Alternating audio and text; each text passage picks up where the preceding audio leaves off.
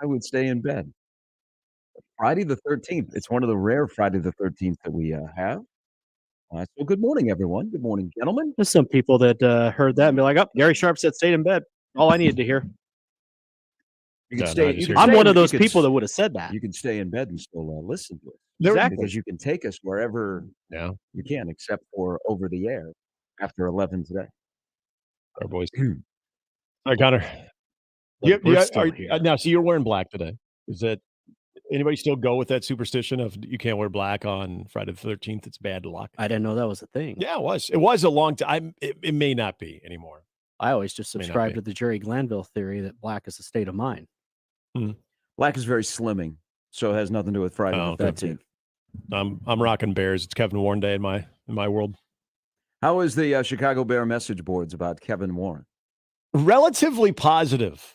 Now, I don't find myself getting on the Chicago Bears message boards because you think about the Nebraska fan base and the recent misery that one has experienced. Oh, I mean, this, Gary. You follow the NFL. You follow passionate fan bases. You're a Cubs fan, for God's sakes. You know how it goes. I don't think that would be very fun. Even in like 2018 when things were fun, when Nagy had things fun. But as far as the talking heads, the people that I would probably put the most stock into the situation, a lot of upside. A lot of people feel like this almost makes too much sense for Chicago and what their future plans are. So, yeah, I think I was telling Jimmy when I walked in, I'm not used to the Bears having a dumpster fire of a season, yet so much anticipation for the weeks ahead. Yeah, they're gonna dominate the offseason. Yeah. And they will own 2023 because of the draft pick that they own, the cap space that they have, Mhm. and they are the Chicago Bears, and they may move out of, Chicago. Kevin Warren strikes me. Kevin Warren's kind of been doing the victory lap after USC, UCLA, and the mega media deal, and this has kind of been expected. I mean, he wasn't gonna his lifelong dream was not to be the commissioner of the Big Ten Conference, and I think he will do very well in his role as the CEO and the president, big project guy. Mhm. Well, he'll fit great with the mayor of Chicago. Man, they will do deals. They will break deals. Yeah. Oh, yeah. They will, Oh, Lord. not communicate, and then all of a sudden the Bears will be in Arlington Heights.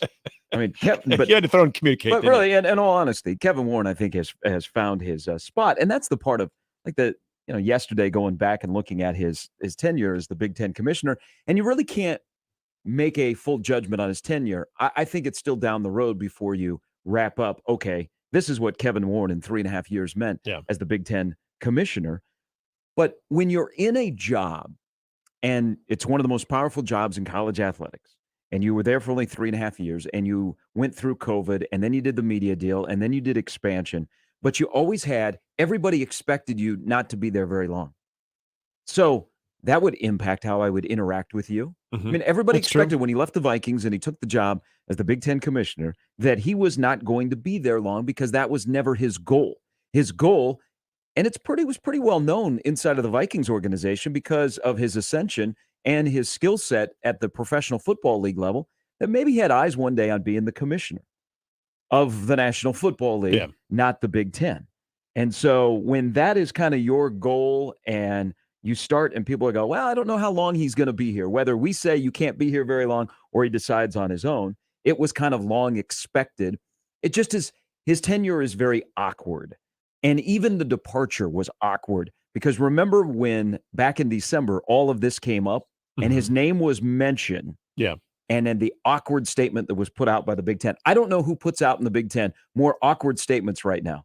The University of Michigan surrounding Jim Harbaugh with another cryptic tweet and a response by Harbaugh to a tweet from the president, hello, or the Big Ten. That must just be like a Big Ten thing. But in his new role, and it looks like it's a benefit for everyone. The timing was right. You got what you wanted to do done in the Big Ten, and you can walk out and you go to a situation that probably needs your expertise. And now the Big Ten can make the transition into the next stage of college athletics and what comes with the Big Ten. I think the timing was right on both parties. But a brief 3.5 years. And again, I think he'll be very beneficial. He's not making the number one pick.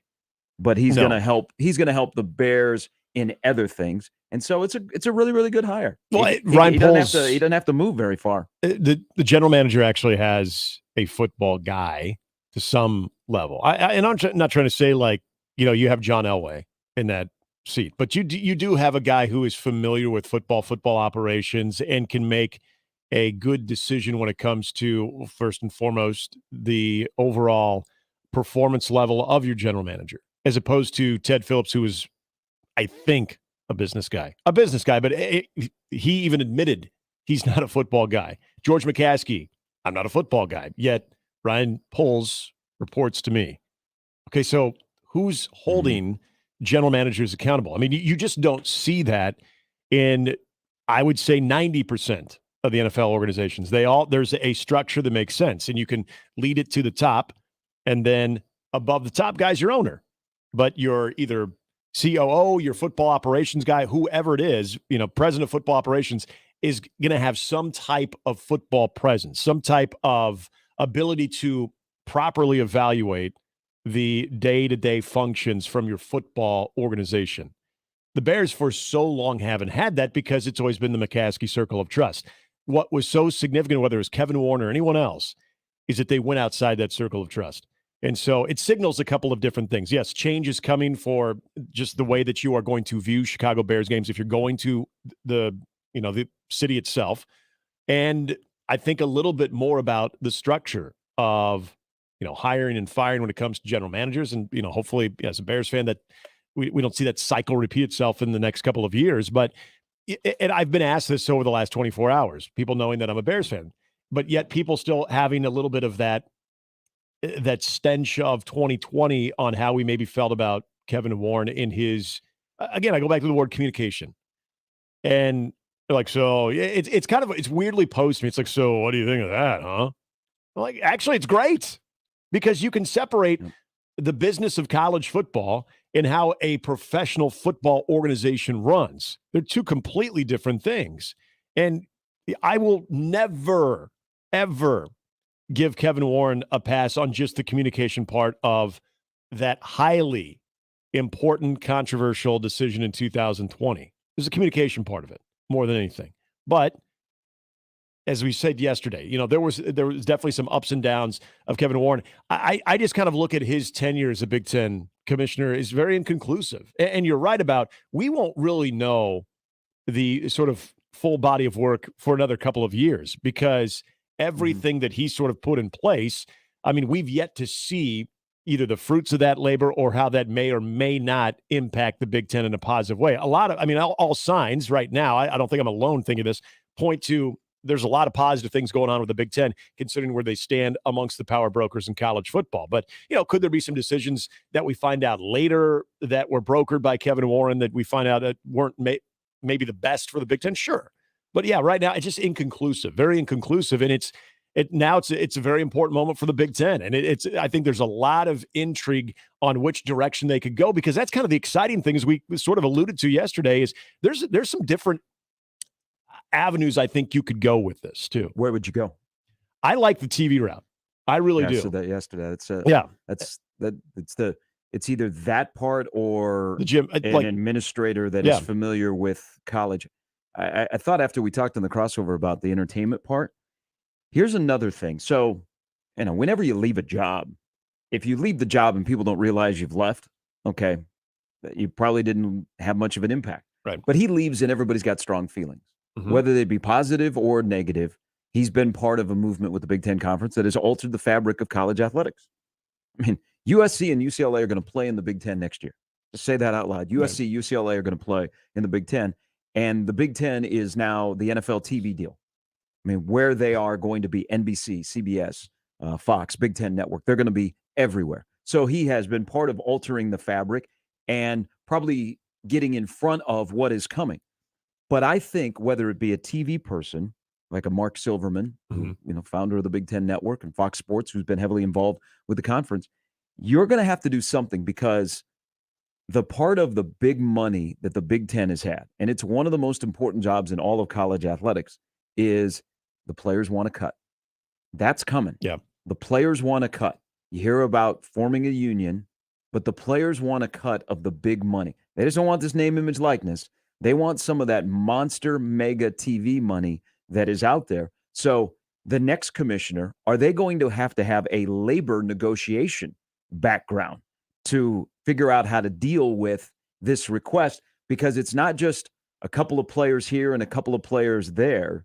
It is starting to get louder and louder. And as players have more authority and more power, I think it's going to be a point where you have to address it. You can't just keep kicking it down the road. So I wonder if the next commissioner, also in part of their background of their lengthy resume, because it won't be just some Joe off the street, and let's hope to God it is not Barry Alvarez. I mean, that would be a huge mistake by the Big Ten to think, Barry Alvarez is the next guy. Barry Alvarez is what, in the mid-70s? Right. Yeah, no, that's not – that would be a major mistake. And I don't think the conference and the presidents would look at that and go, hey, that's the cure for what we need in the future of the Big Ten is Barry Alvarez. Right. Major, major mistake. But we don't know. I mean, since Kevin Warren took over the 14 schools, there are 12 new presidents. But I think you're going to have how you deal with labor negotiations, because the players are going to want to cut, and how you deal with their request and how you walk it through will be viewed by everybody else around college athletics. I mean, that's the next thing that I think, outside of future expansion of the Big Ten, is what the Big Ten commissioner is going to be up against. I think you're at least surrounding yourself with a group that has expertise in that realm too. But just from the word negotiate, this is why, you mentioned Silverman, the gentleman from ESPN, was it Burke Magnus? Magnus. People that have been part of those major negotiations when it comes to TV deals too. That I think for the direction that college athletics has gone, it's not going. It has already gone there. I mean, the TV deals that we are now seeing, everything that we have known college football to be and what it is becoming. This is why I think of like guys like Barry Alvarez, and I don't want to say Jim Phillips or even Gene Smith, administrators that might have a little bit of the old school mentality. Because I think if you're in a position like Gene Smith, and if you're even in a position like Jim Phillips, I think Jim Phillips is a little bit handcuffed on what he can do in the ACC. And we talk a lot about that grant of rights deal, what they're dealing with. But you need innovative thinkers. And there are just some administrators, in my opinion, and this might be unfair. I think there are some that we know that we feel, hey, these are progressive thinkers. They are movers and shakers. They are able to adapt with the times. In fact, they're able to even be 1 or 2 steps ahead of the times. They anticipate. Then there's others. Again, I'll just use Barry Alvarez because I saw that name a couple times yesterday, and I just shook my head. Terrible idea. Because it's tell me what about Barry Alvarez, other than his role as an athletic director and a football coach, would give you confidence that in the next big round of negotiations, whether it's what you just brought up right there, if we're talking about a major pay for play wanting to cut for the players, or labor negotiations, or the next big TV deal, what about Barry Alvarez tells you that he would be qualified to handle that? And there are other former coaches / athletic directors or have been in administrative roles that people would point to just given their experience in the Big Ten. Yeah, that's not the same Big Ten anymore. That's not the same college blueprint that we are now currently experiencing. So in order to put yourself and position your conference to stay where you are, especially the Big Ten, yeah, I think you have to look at those types of people that bring in a resume on the TV side, directors of original content for TVs that have been part of those major negotiations, because that's what this is going to be about. You can have staffers that are more in tune to the football product itself, like things that a Barry Alvarez or another administrator would be qualified to do. But as far as your top guy, that's not who I'd want. This will be an interesting behind-the-scenes battle of the academians and the sports people on what they want. If they have a safe pick, or if they have somebody that can walk the line of both sides of appealing to the presidents and the chancellors, and then also the athletic directors and all the other entities that go into a mega conference like the Big Ten. So this behind the scenes will be a tug of war to see who you get. But I believe this conference is in a position. Again, this is one of the most powerful jobs in all of sports, is being the commissioner of the Big Ten. They need a very progressive, forward thinker. Now, you're not going to get to a consensus on who that person is. I mean, Kevin Warren was not a consensus. The thing about Jim Phillips is they passed over Jim Phillips on the first go around before they hired Kevin Warren. And then there's the thing about, do you want this job? Yeah, it's a great, powerful job, but do you want this job because are you able to do things in this job that match your skill set, or are you a mouthpiece? What are commissioners? Yep. Look, we're more familiar with professional commissioners. They're usually a mouthpiece, and they are at the beck and call of the owners. They can't do a lot on their own. Conference commissioners, the ones that are really good appear to be the ones that take the lead, and they are able to bring both sides together to say this is the best for the conference. But the Big Ten is not created like every other conference. There's still a heavy, heavy academic part that hovers over the sports part. And do you want that job if you're going to be, and I think in Kevin Warren with his inexperience at the beginning was handcuffed, do you want to be that person that they're just known as a mouthpiece and everybody else does your job, but you're the front man? You're the front man, and when things go awry, and 2020 is a perfect example of it, because I don't know how we didn't have this conversation a lot when it was going on, but I know I fell into there's your face of the conference right there, and we're not hearing or we're not getting the decisions that seem to be making sense. So this is your fault. Then as you kind of peel back the process, you see kind of like the NFL, you're at the whim of the presidents and chancellors too. They're the ones that are passing the votes. Now, here's the thing about Jim Delaney, maybe difference between Kevin Warren and being so new to the job is Jim Delaney knew how to work a room, right? He knew how to, if he saw it going a certain way or a way, whether it was a TV deal or something that he wanted to get through, he had a way of getting with the presidents and chancellors, athletic directors, and making them see his side of it. And so there was a heavy influence on the way that they would vote. I don't think Kevin Warren either felt as confident in that dialogue or, as simple as maybe he didn't know exactly what to do. But you're right from the standpoint of you're kind of a figurehead. And as good of a job it is right now and as well positioned as the Big Ten is right now in the new college football era, there are going to be other things that come up. Hopefully never a pandemic again, but there are other things that are going to come up where you're going to have to make tough decisions. You're going to have to demonstrate leadership, and you're going to get criticized heavily.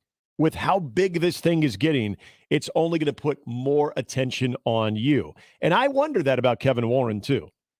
Having gone through the COVID experience, still being able to kind of push forward, compartmentalize it however it happened, I always wonder at that point if that sort of stepped up the timetable for him to where he just realized the constant change in college athletics, given everything he just went through and the criticism, which I still think was just in 2020. I do wonder if he thought, man, this just isn't for me. I think maybe a little bit of that. I just think this was never going to be long-term for him. Yeah. He wanted to go back to the NFL. And this came at a time in his life that, hey, the Big Ten commissioner sounds right. But this was never his goal. His goal has been the National Football League. And he is back in a spot where I think he'll be very beneficial to your football team in what you have on the horizon about if you're going to stay in Chicago or if the Bears are going to move into the next, century playing in the suburbs. But he definitely, when you leave a job and you leave with strong feelings for or against, you've done something. You just can't drift away and they go, oh, okay. He has left people with really no consensus on his 3.5-year tenure as the Big Ten commissioner. Welcome in, everybody. Off to a roaring start. Hey, the best part is he doesn't have to move either because it's right there in Chicago. So yeah, and you know what? The landscape of college athletics has changed since he took over as Big Ten commissioner. Really, the NFL hasn't changed. The same power brokers are still in the NFL. So he'll make a seamless transition to that. It's just how quickly will the transition be in the Big Ten? Because he's going to leave mid-April. Jim Delaney had a year with him. He kind of guide him along. And maybe Jim Delaney is not one of the best mentors. Because Delaney probably knew a lot of stuff that you weren't open to share. Right. That's just the way we do things. So Man, don't worry about whoever it is, I mean, would anybody be surprised if there's an interim commissioner and his name is Jim Delaney? At Calm least the until they waters. get That's actually, until they get a full-time I never thought of commissioner in place. that. I've never thought. That's actually, it makes sense. It wouldn't shock me, no. It would be interesting to see, too, Jim Delaney. I mean, He's still involved in college athletics, Right, exactly. in a consulting role. yeah. So it's not like he's so far removed from, oh, well, here's how things are going now. Like he's, that's actually, I never even thought of that. That's something that would make a lot of sense. All right, coming up on the show on a Feel Good Football Friday, we'll talk about the NFL playoffs, the wild card that gets underway tomorrow, and what looks like to be a little weather-related game between Seattle and San Francisco. Mike Schaefer will stop by today. We also have Ask Us Anything. We got backed up yesterday, so we'll do that coming up at the 9 o'clock hour, and then Matt Verzal will stop by as well. I do want to mention this as we dub this Feel Good Friday, and yesterday, Evan Cooper, who is a rising star in college football as a coach, who is coaching the defensive backs for Nebraska, Evan Cooper and E.J. Barthel both spoke to the media. There is no denying, say this on a daily basis now, guys, there is no denying that I guess you could say it's either an alignment with the head coach, but everybody speaks the same word. Yeah. Okay. They have a plan, and they're very respectful of whether it be your boss or somebody that is also an assistant with you, but they're all aligned. They're all saying the same thing. Mm-hmm. And I said this was an observation when Matt Rule first got the job. And I'm approaching it from this standpoint. All of us, whether we be in the media that cover Nebraska football, whether you be a fan, you live here and you're not even a fan, you know how important Nebraska football is to this state. You know how much of a discussion Nebraska football is. Let's be honest. A radio station in Omaha that goes 6A to 6P is probably not going to exist without Nebraska football. Mm-hmm. I mean, you know how a big chunk of our content is centered around Nebraska football. It's because people want it, okay? If somebody wants a Diet Coke, I'm not going to force a Diet Pepsi on them. I'm going to give them their Diet Coke. So we're going to talk Nebraska football. So we get jaded a little bit, and we ride the roller coaster, and you get worn out by it because you do talk about it a lot. And you're around it, and there are things that you will take for granted. I'm always refreshed and very observant of friends that I have that live outside of here that are not Nebraska fans, didn't go to school here, but will come and visit, and they want to go to a game. So they go to Memorial Stadium, or you take them to a Nebraska basketball game or any other sporting event, but especially Nebraska. And then you get their observations of the experience.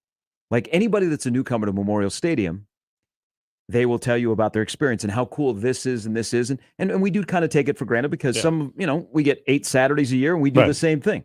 So I always like that outside perspective. And listening to Matt Rule when he got the job and he spoke on that Monday back in late November, it struck me as somebody who is not going to wait, is an outsider. Okay. He knows about the history of Nebraska football, but he has no connection here. Okay. Kids didn't go here. He didn't formally coach here. He didn't play here, anything like that. So he's completely outside, just getting to know all the one-way streets in Lincoln. Mm-hmm. Okay. And that O Street and Dodge Street are in 2 different towns. Okay. And we do not have a light rail system between Lincoln and Omaha. We got streetcars coming. But he talked about tradition, and he talked about some of the things that make Nebraska football unique because it is a special place. But it struck me as he's going to be a guy that he is going to search out our history and our traditions and our people of this state. Other than we have to come to him, he's going to come to us. Mm-hmm. And he has done that, and his assistants have done that.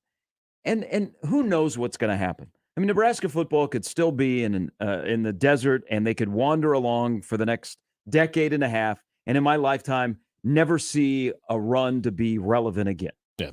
I mean, who knows? Nobody knows what's going to happen with Matt Rule. They do have a plan, and we're now curious. At least on January 13th, you're going, But what strikes me as the first part of, hey, we're one of you, is coaches that have been in the state of Nebraska that have been recruiting, where they go, who they talk to. Matt Rule's picture with T.O. at the Outland Banquet the other night. They're embracing things that are common to us. Mhm. But I will tell you, one of the coolest things that I have ever seen from a Nebraska assistant coach that has no connection here, that shows you that I believe that these people are genuine and they're not just blowing smoke and playing the game and playing to the fan base, is what Ed Foley did last night. So everybody knows the story about the late Sam Foltz and how much that has impacted people that played with Sam, that were working at Nebraska at the time, all of us, and still to this day. And it's great that we still talk about Sam Foltz, and we talk about Sam Foltz, the person. Yep. And his family is great. They are fantastic. Ed Foley went to Grand Island last night, and I don't know why he was in Grand Island, and maybe just because he wanted to learn more about Sam Foltz.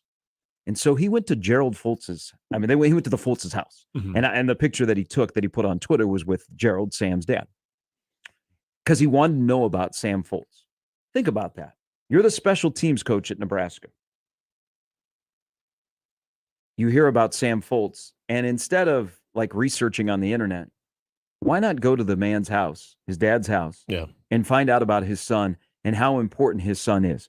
And I will tell you, seeing that yesterday, seeing that picture, not only is that a genuine move, but it's also, okay, guys get it. They care about people. They care about people they coach. They care about people that are in the program. They care about people that care about the program. I'm telling you, of all the years of myself covering Nebraska football, that gesture yesterday was mega powerful. That's really cool. Good on Ed Foley, and good on for the Foltzes to opening their home to a stranger to tell them about Nebraska football and their son, who we lost tragically. And does it seem like it's been 7 years ago? No. Been 7 years ago. Forget that day. That's to start a Feel Good Football Friday. I think we need to acknowledge that. If you haven't already, you don't know the story. That was a hell of a move by Ed Foley to do that. And that's a good dude. That's a good dude on a staff that they want to know why we care about Nebraska football. Yeah. It's not, hey, we're here to restore it. Don't worry about us. You learn about what you're doing before you get to do what you're doing. Well, and this further proves, I know you've dealt with this section of the fan base we all have in the media. It's got to be a Nebraska guy. You got to have someone who gets it. You always hear that, someone who gets it. This unique program in this state that's what we have, and it's got to be someone that has ties. That further proves there can be a lot of upside to fresh perspective as long as they're going into it the right way. I've always believed that if not Scott Frost, then who? I thought that was a bunch of crap. And I understand initially where some people are coming from, but there's always, in my opinion, value from fresh perspective of people who have no connection. But when you see examples like that are genuine, that are not, for show, they're not just trying to appease you to keep you on board or anything of that. It goes to show you can still get things done. You can still be able to embrace traditions from people who have no idea about them because they genuinely want to learn about the history of it. Think of it. That's how they become one of them. The Matt Rule stories we've talked about a lot since he was hired. In Texas, that's how somebody who wasn't a Texan becomes an honorary Texan with those same principles. And you think about Ed making that trip, imagine his drive back to Lincoln and how he must have just been blown away. You talk about doing research on the internet versus actually going and talking to the family. Think of the impact that makes on him, where he's like, wow, that's the best decision I ever made. I'm just, because then you're not just coaching at Nebraska. It's like the thing, you don't play at Nebraska, you play for Nebraska. Well, now they coach for Nebraska. It's a much more powerful move. That's a very cool story. I didn't know that, Gary. It doesn't feel forced. No. As coaches have talked, because it's easy to have your little card when you talk in front of a media or fan base, and you're at Nebraska, and you make sure you bring up black shirts.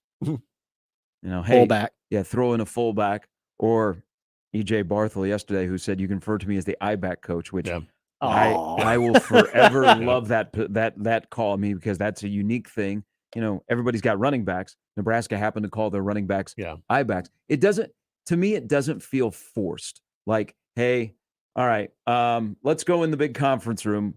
Trev Alberts is going to speak to us, and we're going to run through a PowerPoint presentation on the tradition of Nebraska football. It feels genuine that guys have done their homework to understand former players or traditions before you dive into understanding why things haven't popped around here. And I thought that gesture yesterday is pretty powerful, and that says a lot, not only about the great Fultz family, but I think about Ed Foley and then the offshoot of the part of the staff where you have a general feel that they're adults and they care about people. Yeah. And that can go a long way. Is that going to give you 4 more wins a year? Who knows? But it creates something internally and externally that you can build off of. Again, it's having adults and the way they approach their job, and the Mickey Mouse is over. I mean, we've taken all the tickets away from Disneyland. Isn't it incredible? Adult things, adult decisions being made, and adult gestures. Well, adult gestures. Here's the thing: people have made Nebraska football hard for a long time. Mm-hmm. Nebraska football is not hard. Okay, took the words out of my mouth. They make winning look so hard. There are so many people that want to help you. Okay. Yep. And you make the job more difficult than it already is. And they haven't played a game, and it could change on August 31st when Big Red Overreaction is a dumpster fire, or on September 9th in Boulder, or God's sake, you lose to Louisiana Tech. Yep. But before you can ever do something that you have something credible to show, I mean, these are smart steps. Where you're starting at the bottom and building up instead of starting like near the top and going, here we are. You're starting at the bottom. Yeah. And I'm appreciative of that. And it's refreshing to have an outsider perspective right now on this football program, and a program that we have grown up with, that we talked about ad nauseum.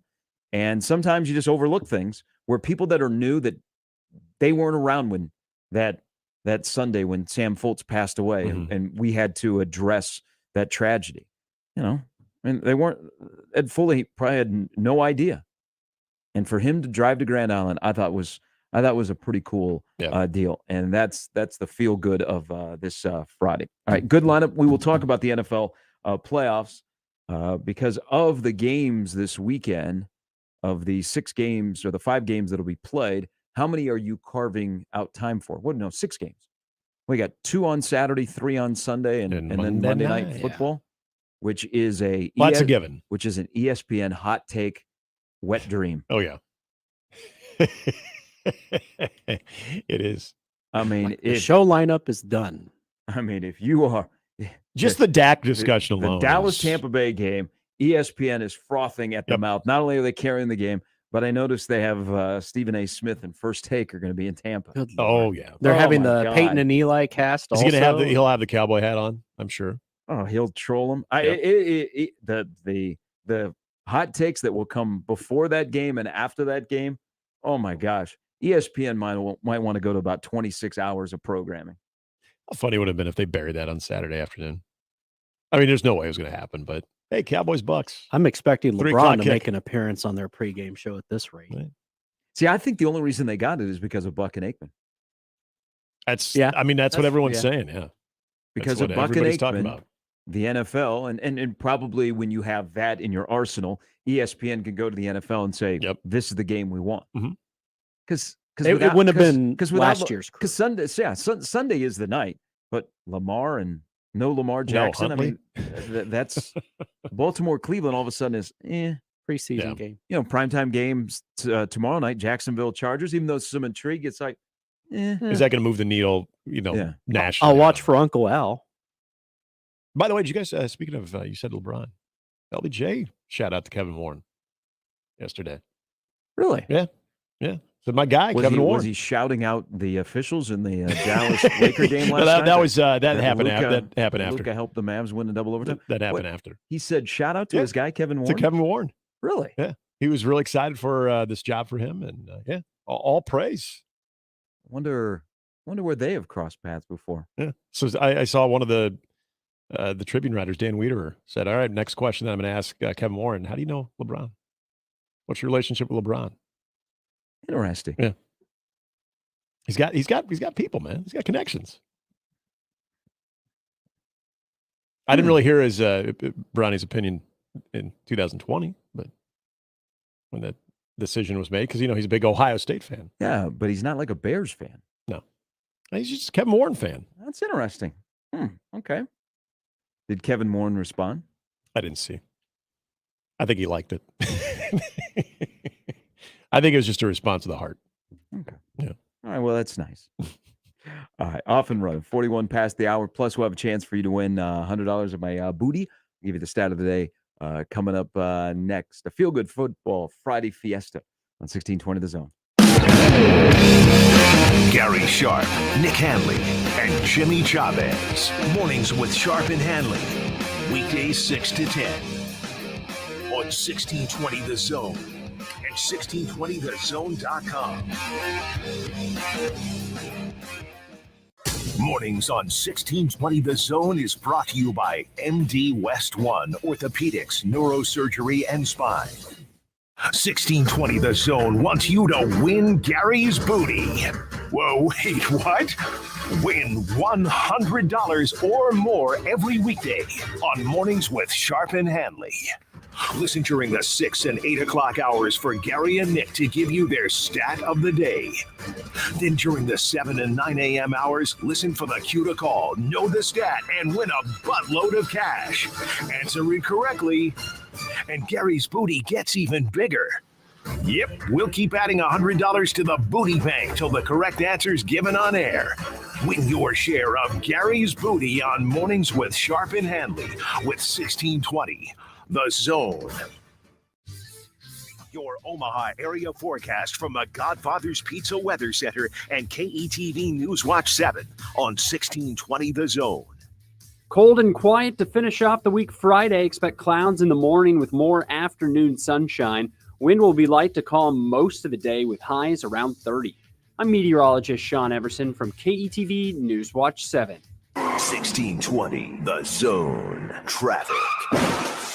From the Time Saving Traffic Center, we have no accidents to report at this time, but you can expect a little bit of slowdown from 96 to 84th along L Street. Then on Industrial Road, be prepared for a bit of a slowdown from 149th to 138th. Then along Highway 370, be prepared for a bit of a slowdown near Gold Coast Road. As always, remember to stay safe and wear your seatbelts. I'm Chris Scott. This time-saving traffic was brought to you by Fernando's. Thank you, Omaha. It's triple first-place wins for Fernando's. Fernando's is honored and grateful to you for voting them the best Mexican restaurant in the Best of Omaha and Omaha Choice Awards and Best Margarita in the Omaha Choice Awards. Fernando's, family-owned and community served. Thank you to everyone who voted for MD West One in the Best of Omaha contest. We are thrilled to announce MD West One has been named the #1 private medical practice in Omaha for 4 years in a row. MD West One is also named first place in the orthopedic surgery and neurosurgical spine surgery. Our 34 board certified surgeons specialize in treating every bone, joint, or muscle condition from head to toe. Go to mdwest1.com to meet the #1 place to go for orthopedic, neurosurgery, and spine. Guys, let's face it, there is a time when you just need to get out of the house, to have your own place, to be with the guys, or just a quiet, relaxing place for yourself. Well, Hearth Cigars and Pipes Lounge hears you loud and clear. Settle in. Escape to Hearth Cigars and Pipes Lounge for an incredible selection, plus premium cocktails, a knowledgeable, friendly staff, state-of-the-art humidor, and incredible lounge. Hearth Cigars and Pipes Lounge, just off I-680 at 48th Street, next to Covey's. Omaha Hockey is back in action when they welcome Minnesota Duluth to Baxter Arena tonight. Pregame is at 7 p.m. Puck drops at 7:36. It's UNO versus Minnesota Duluth tonight on your home for Maverick Hockey. News Talk 1290 Coil. Don't miss this week's Zone Deal. This week's half-off deal is Kops. Receive 2 $25 gift vouchers for just $25. Kops makes delicious pizza, fresh salads, and tasty charred wings. For the basic menu, click copspizza.com. And for the extended menu, visit them at Shadow Lake Town Center, 180th and Center, and the newly reopened 72nd and Jones locations. Zone deals go fast. 9 a.m. Friday, 1620thezone.com. It's the lowest month-to-month rate of the year with no contract and no enrollment fees at Genesis Health Clubs. It won't get any lower than this, and enrollment fees are waived to celebrate 2023. Hurry, just one day left. Hi, I'm Rodney Steven. It's the new year, and you've set your New Year's resolutions, right? Well, it's time to go. I have good news and bad news for you. The bad news is, if you don't get started, your New Year's resolutions won't happen, and you'll be in the same place next year. You have to take that first step and build habits that will change your life forever. One of my favorite quotes is, if it is to be, it is up to me. And that is absolutely true. And we know you can do it. We'll help you every step of the way. We help hundreds of thousands of people reach their fitness goals each year. And what about you this year? Join Genesis Health Clubs for our lowest month-to-month rate that we'll offer in all of 2023. Plus, no enrollment fees and no contracts. One day left. It will not get any better than this. Join at GenesisHealthClubs.com now because this special won't last. Hurry, just one day left. Creighton coverage on the zone is presented by Barry Law. At Barry Law, we fight alongside those who choose to fight back. Call Barry Law at 402-999-7777 or visit BarryLawFirm.com. At Barry Law, we're in it to win it. And we're back. Mornings with Sharp and Handley. Here's Gary, Nick, and Jimmy on 1620 The Zone.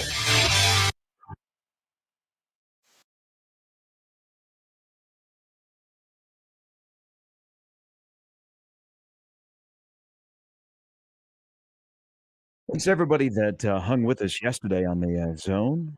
A little bit of outage as we were working on our tower. They get back before the end of unsportsmanlike conduct. 5:30. I heard 5:30. Yeah.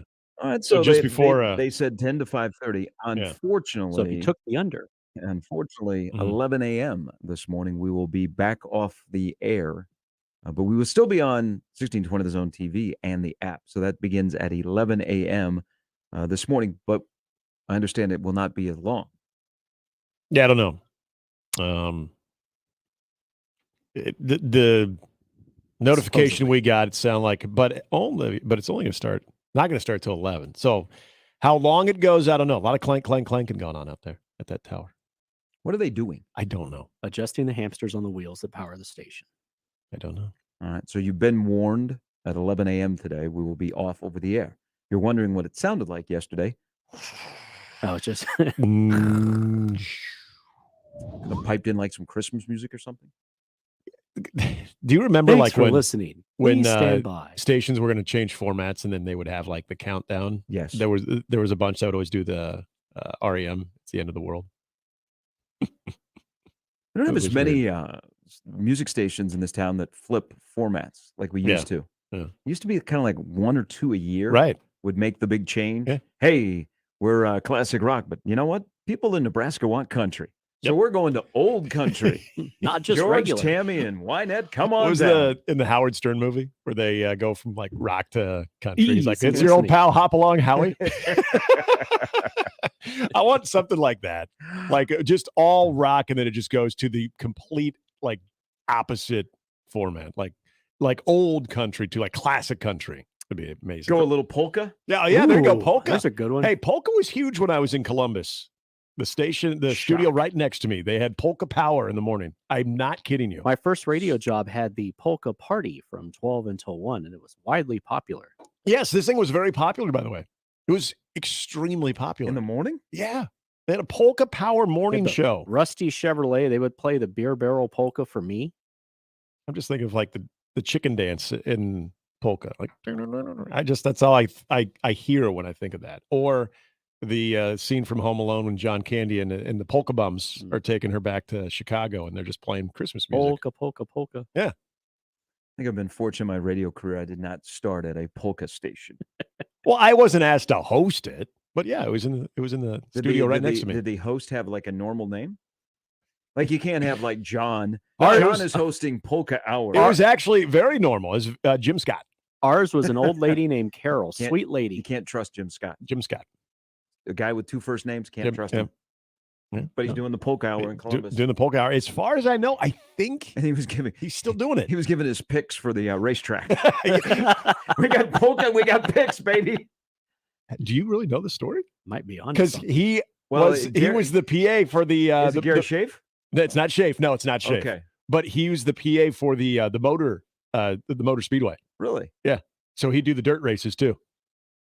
That would be like fantastic. you just totally picked out a stereotype, and I'm validating it for you. It's 100% accurate.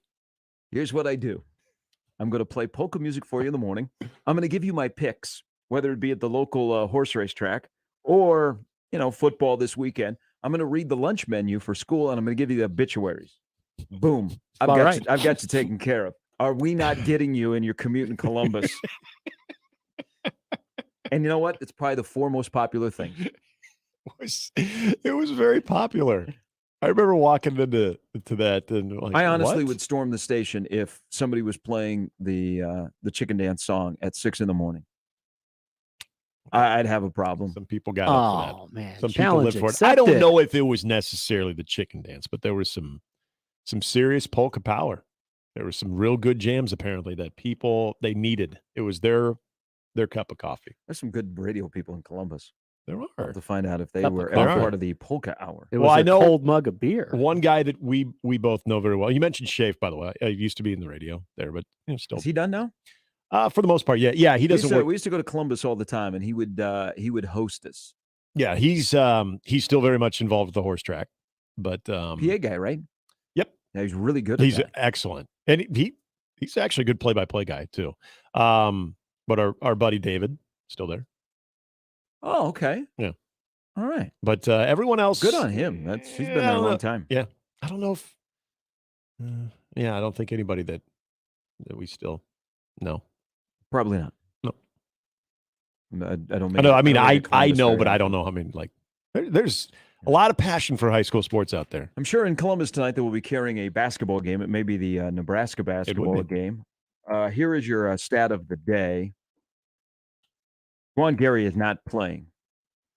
Nebraska will be absolutely screwed tonight against Purdue, who is one of the top 4 teams in college basketball, and they have a 7'4" beast who only went for 11-17 the first time that Purdue played Nebraska, and they won an open. Little controversy in that game. Nebraska's coming off an absolute dud. Lost by 26 at home. The chatter is not good, by the way, in the industry about Nebraska basketball after that performance. People again are asking, what's going to happen there? And I wonder, I mean, this is like Fred Hoiberg of getting this program back to more of a year one feel where, okay, we got some things that are more stable that we can work on, even though they've got some warts. And the roster construction needs a little bit of a oomph when it comes to putting the ball in the basket. This is like the stretch for Hoiberg that you're going to really find out about year 4, Fred, and the testing of him, because they lay a major dud on Tuesday night that is not going over well. Now you have to go to Purdue, which that's their only game of the week, so they've been sitting there waiting for you, and they remember what happened last time you played them. You don't have Juwan Gary. Then you turn around and you play Ohio State, who got absolutely screwed last night against Minnesota. They lost to Minnesota, but a terrible call at the end of the game, which I still can't find a foul on a block at the rim by Ohio State on Minnesota. So Fred's going to have to manage this because tonight could be ugly. I mean, that could be back-to-back ugly performances, and you don't want to have everything that you've established this year to all of a sudden fall apart before you ever get to February. So the way he manages like the next week and a half to 2 weeks with some games where Nebraska will not be a 15.5-point underdog like they are tonight is going to be a sign of where Hoiberg is with this program. Because I know that he was extremely frustrated Tuesday night. Yeah. The way they came out, the body language, all of that stuff. But the next 2 weeks, I think, will really give you a sense of where Nebraska basketball is going. But tonight could be ugly. It just because you're playing Purdue. You don't have Juwan Gary. You're going to have some guys that are going to have to play more minutes than they usually play. Dawson's going to have to play more minutes, not necessarily a scorer. But 15.5 is the spread, and that is the stat of the day. So next hour, when we ask for it, just be the fourth caller and tell Jimmy it's 15.5. And you're going to either take Nebraska or you're going to take Purdue. 15.5 is the spread right now on FanDuel. Such a close game in Lincoln. He's tempted to take Nebraska. Things there can get out of hand quickly. Yeah, I'm taking the over. That and I don't want to overlook this one, but you're right. There's damage that can be done there is without question damage that can be done, because what does Nebraska have? And I don't think it's till next Wednesday is the home game against Ohio State. Yeah, so Ohio State has Rutgers, I believe, and then they come to Lincoln, but Ohio State's lost 3 in a row. Right. And it's kind of, in a way, a similar feel of when Illinois was coming to Lincoln, too. And so, dare I say, you get just blown out, which I hate to say I kind of anticipate tonight. There's some time in there to flush that thing, but if you have another home performance like they did last week against Illinois, you talk about all the goodwill that they've built up, and the win against Iowa and Creighton, which, by the way, the Iowa one is starting to age pretty well. Big win last night. I think that is becoming a distant memory. If not only you get rolled tonight, but then you just are flat, because Ohio State, they're more than talented enough to take care of a very soft, flat Nebraska team if that's how they play next week. I don't want to overlook today, but yeah, they're in the danger zone. And Nebraska basketball right now is in the situation where you aren't establishing something this year that's going to carry over to next year. Right. You are right now just on this year, because next year you're kind of starting over a little bit again. So you're just trying to establish for this year and have this year be successful, and then start to think about next year. So it's not, all right, I think we're good. Now let's build on a plan. You're in the moment of it's this year, because next year could look completely different, especially when you lose a Greasel and a Walker. So, you're trying to just at least give you something this year so you can be 22, 23. Whew. Okay. Then we start all over again, and it may be the inevitable. But I think the next 2 weeks will say a lot about Fred, the way he handles this team if Gary is out of the lineup, because they haven't had those back-to-back just dud monsters. Yeah. And Tuesday night is not sitting well. I'm just telling you, folks, lose by 26 at home, the way that game went, that is not a good look, even in a year where they look different than they've looked in the past. Right. So we'll see what happens tonight. That's an early game. That's 6 o'clock for Nebraska and Purdue at Mackey Arena. 15.5 is the line. Boilers are a favorite. We do have a busy weekend of sports around here. Creighton is in a must-win game tomorrow against Providence in a place that should be rocking for that game. We will discuss that and much more as we roll till 10. A little bit later, Mike Schaefer. Ask us anything. A chance to win a gift card from Oscar's Pizza and Grill. Just like it says, ask us anything goes. Preferably anything. Yeah, send in your questions to Jimmy at 1620thezone.com, and then Matt Verzal as well on a Feel Good Friday football fiesta on 1620 The Zone. Mornings with Sharp and Handley on 1620 The Zone and 1620thezone.com with Gary Sharp and Nick Handley. The Super Wildcard round of the NFL playoffs kicks off with a special Saturday doubleheader. Hi, this is Scott Graham. Join me and the rest of our Westwood One crew for all the action. First, the Seattle Seahawks take on their NFC West rivals, the San Francisco 49ers.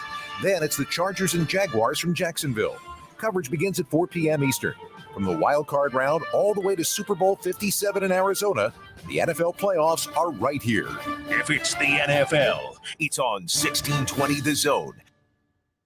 The brand new Dollar General Distribution Center in Blair is now hiring. Starting wage is up to $20.10 per hour with benefits including medical, dental, vision, 401k, and a $2,000 sign-on bonus. Apply today by texting DG Warehouse to 25000 or online at dollargeneral.com/career. Again, apply today by texting DG Warehouse to 25000 or online at dollargeneral.com/careers. Dollar General can't wait to have you become a team member at their brand new distribution center. J-Tech Construction reminds you that this time of year, your home's energy efficiency is under tension. Don't let your windows cost you by raising your energy bills this winter. J-Tech Construction will come out, assess your current windows, and make recommendations on repairs or replacement at no charge. If it's time to replace, they have the custom-made, energy-efficient windows that keep the outside out with the professional installation you would expect. Contact the official exterior and solar experts of the Huskers. J-Tech Construction, your exteriorexperts.com. What's for dinner? Burgers? After last week, no thanks. Avoiding foods due to fear of diarrhea, gas, bloating, stomach pain, or loose, oily stools? It may not be just stomach issues. It could be EPI, or exocrine pancreatic insufficiency. EPI can cause uncomfortable symptoms because it's a condition where the pancreas doesn't release enough digestive enzymes to break down food. But EPI can be managed. Use the symptom checker on identifyepi.com and talk to your doctor about your symptoms. That's identifyepi.com. Sponsored by AbbVie.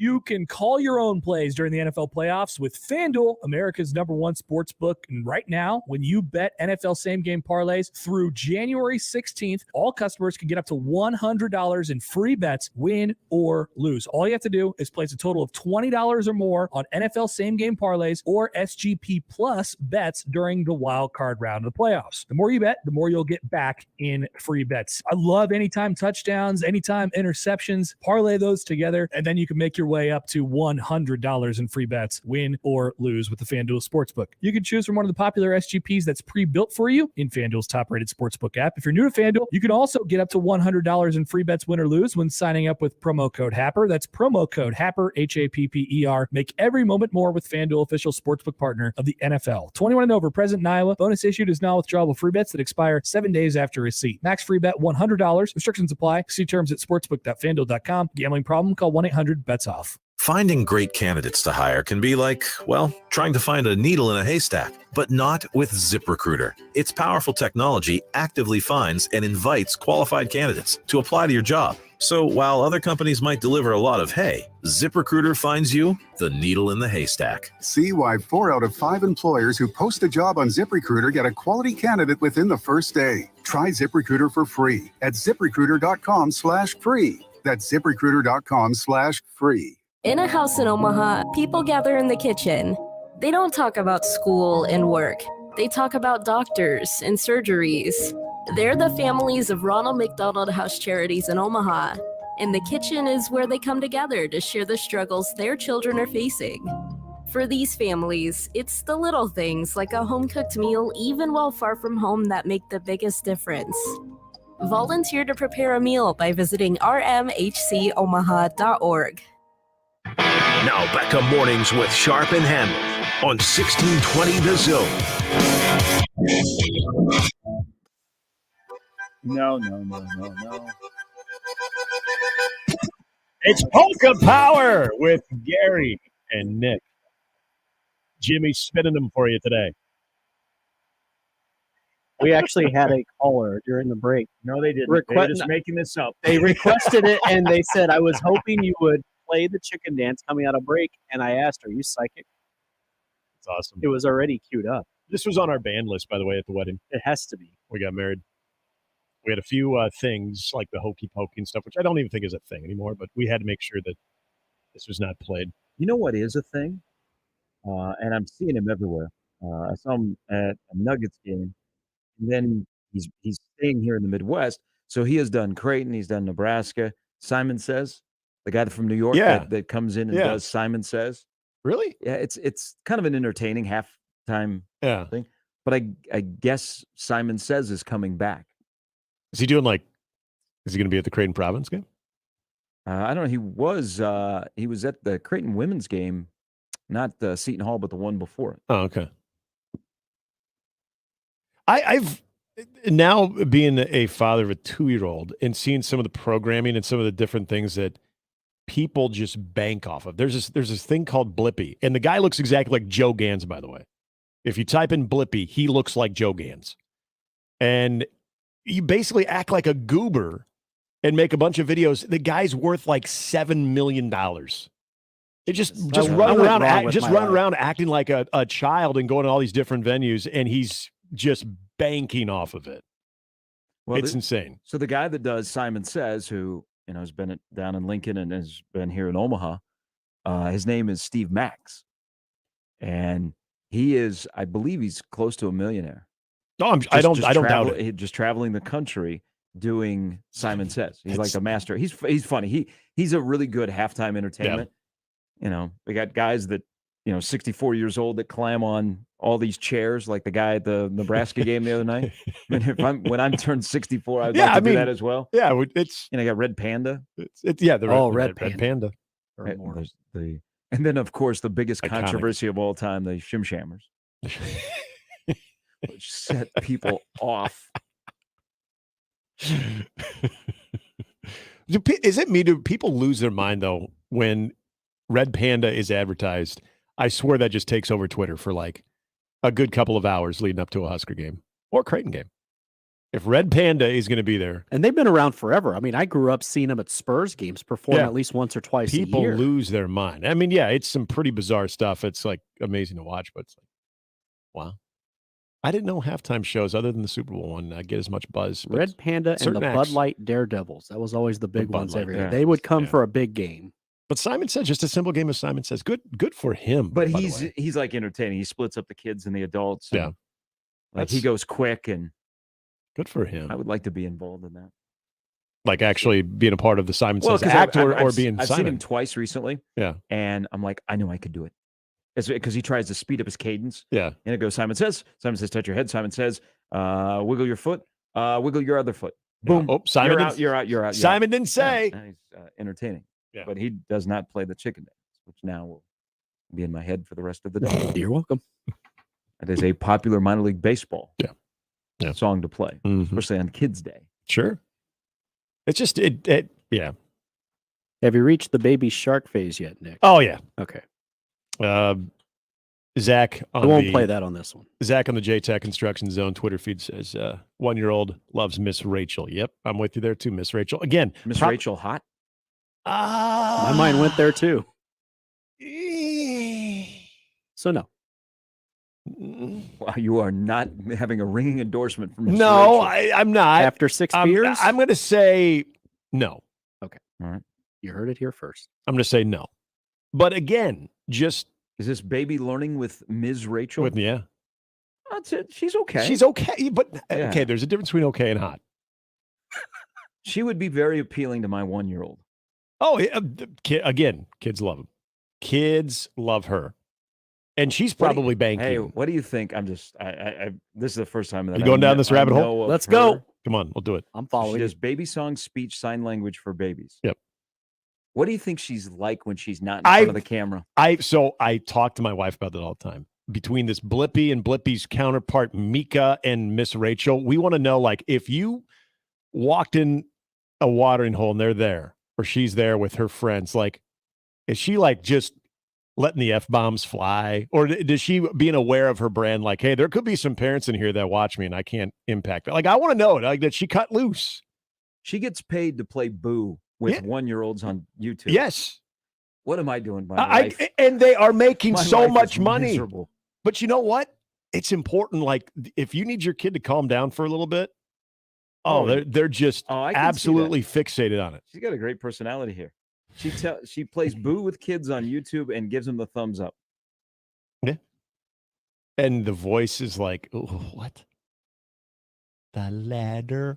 And she has to really enunciate and make sure that, like, her mouth is giving you the proper, like, way to say O or Q T it. That could mess one up after an edible or something.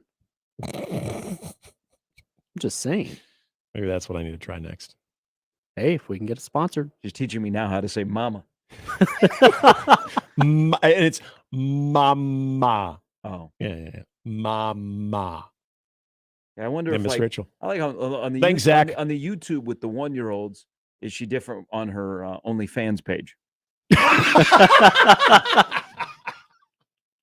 Mornings with Sharp and Handley returns in minutes on 1620 The Zone. Live from the Host Coffee Studio, this is 1620 The Zone. Mornings with Sharp and Handley, brought to you by MD West One Orthopedics, Neurosurgery, and Spine on 1620 The Zone. 1620 The Zone. Traffic. From the time-saving traffic center, we have no accidents to report at this time, but you can expect a little bit of slowdown from 96 to 84th along L Street. Then on Industrial Road, be prepared for a bit of a slowdown from 149th to 138th. Then along Highway 370, be prepared for a bit of a slowdown near Gold Coast Road. As always, remember to stay safe and wear your seatbelts. I'm Chris Scott. This time-saving traffic was brought to you by the Nebraska Lottery. The Nebraska Lottery has raised over $908 million, which has helped to provide more than 117,000 college scholarships, save wildlife habitats across the state, and fund new facilities at the Nebraska State Fair. The Nebraska Lottery, helping to build a better Nebraska. Saturday, the Blue Jays are back at home as they face defending Big East regular season champion Providence. Pre-game coverage starts with Robbie Lula at 11:30 a.m. Tip-off is at 1. The Blue Jays, Saturday on 1620 The Zone and 1019 The Keg.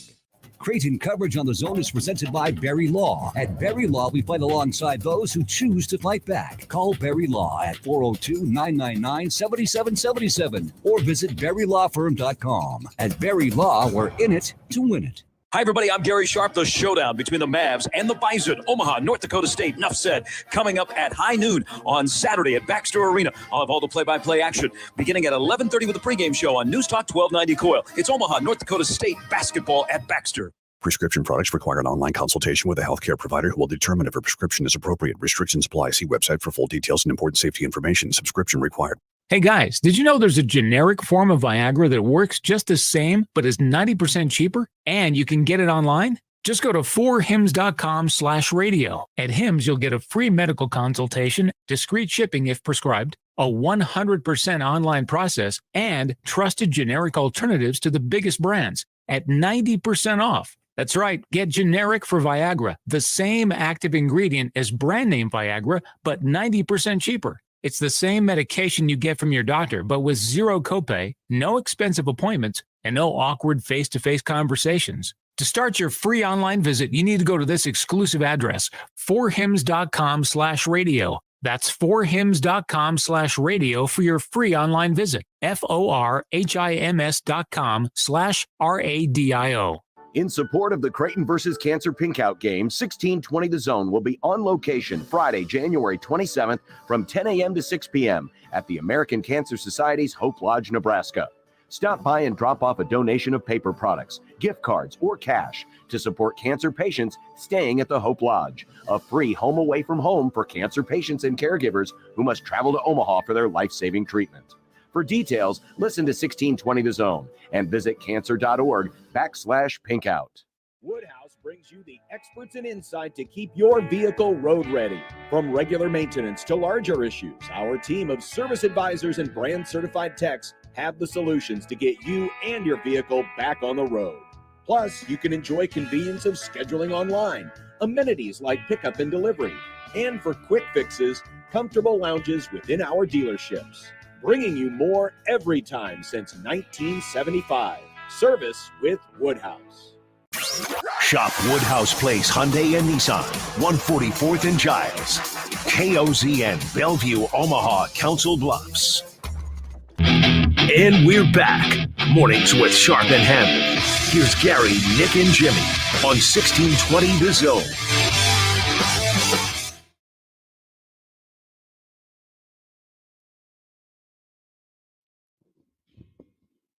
That better?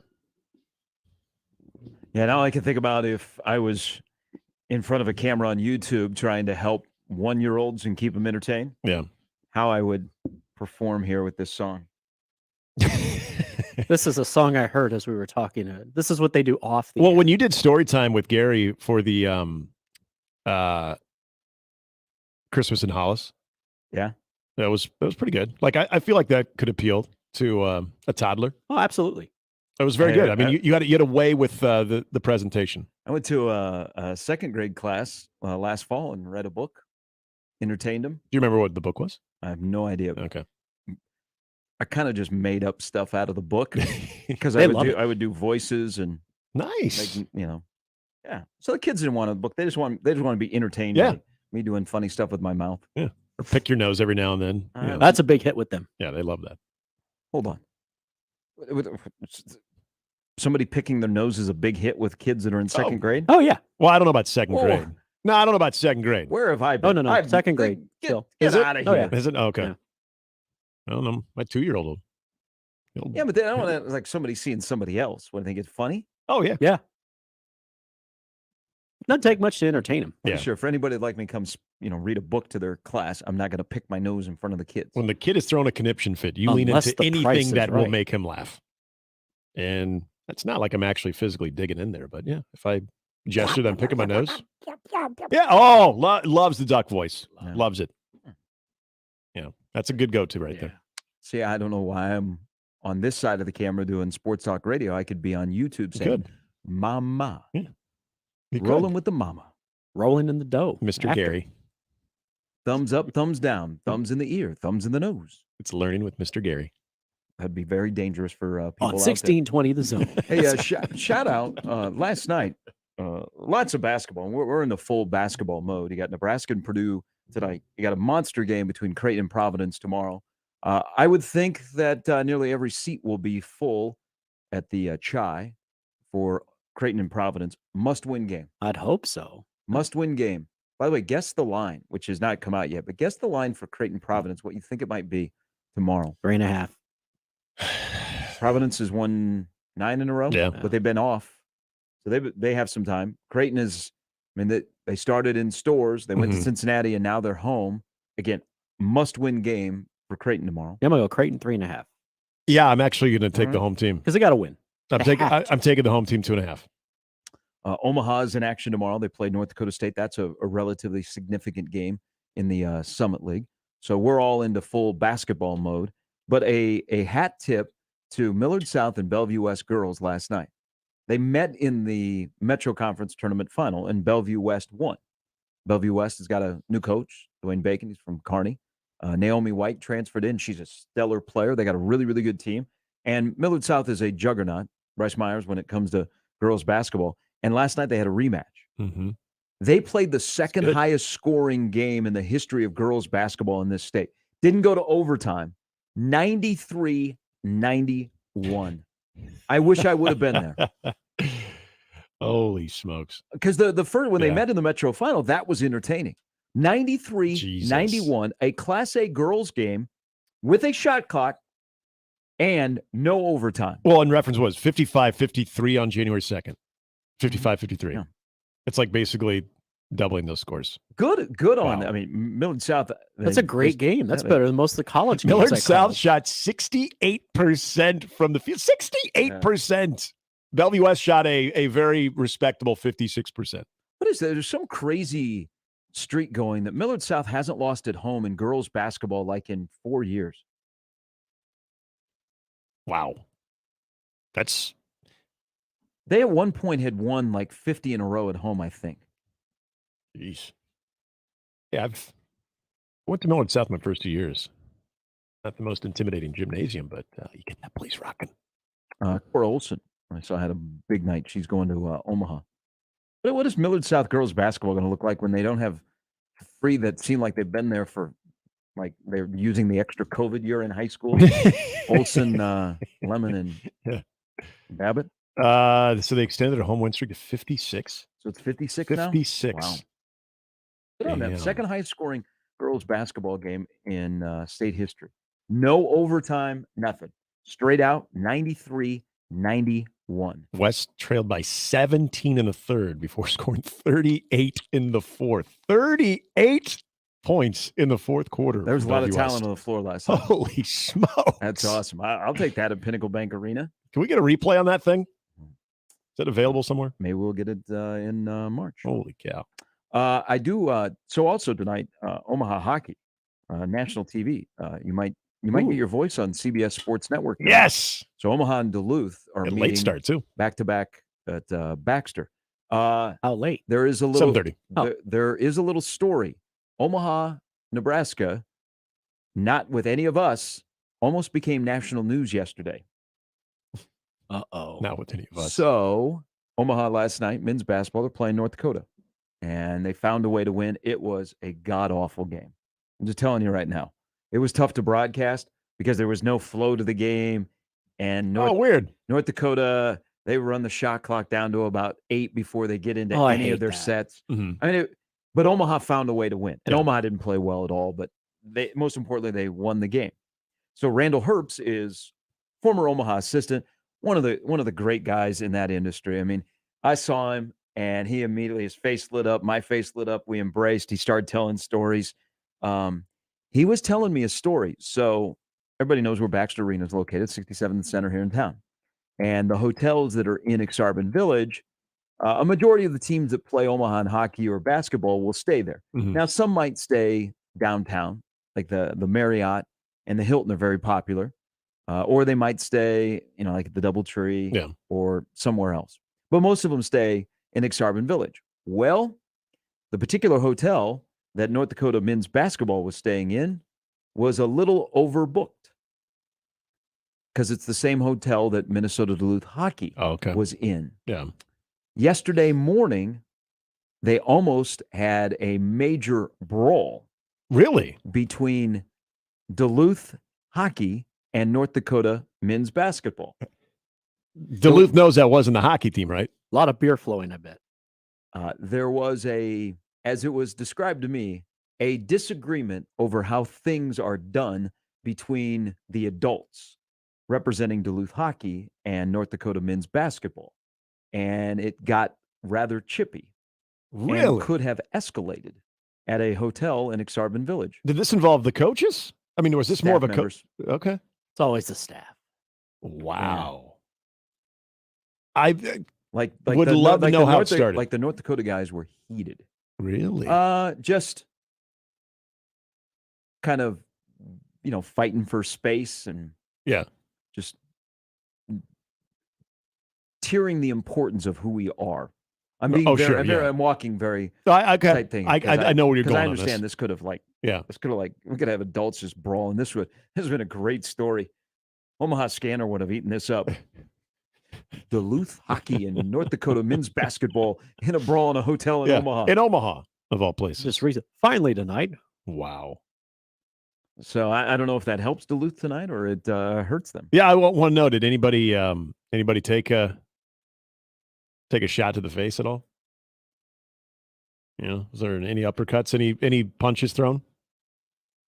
I was just told it was a disagreement on how things should be done. I'd like to see the I know the line charts aren't out yet, but I want to see who's on the scratch list right now for Duluth.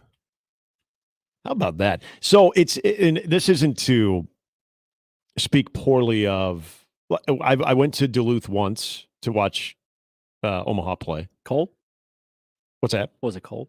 Oh God, yeah. Okay. It was really cold. Figured. We went. I think we went in January, but like the Amsoil Arena, it's a cool place. Fans were pretty cool. This was during a Gensel team too, so Omaha was pretty good. In fact, it was the year that Omaha made it to the Frozen Four, and so that experience was fine. Then there was a couple years later, we were out in Minneapolis during like St. Patrick's, and they had the Frozen Face-Off going on.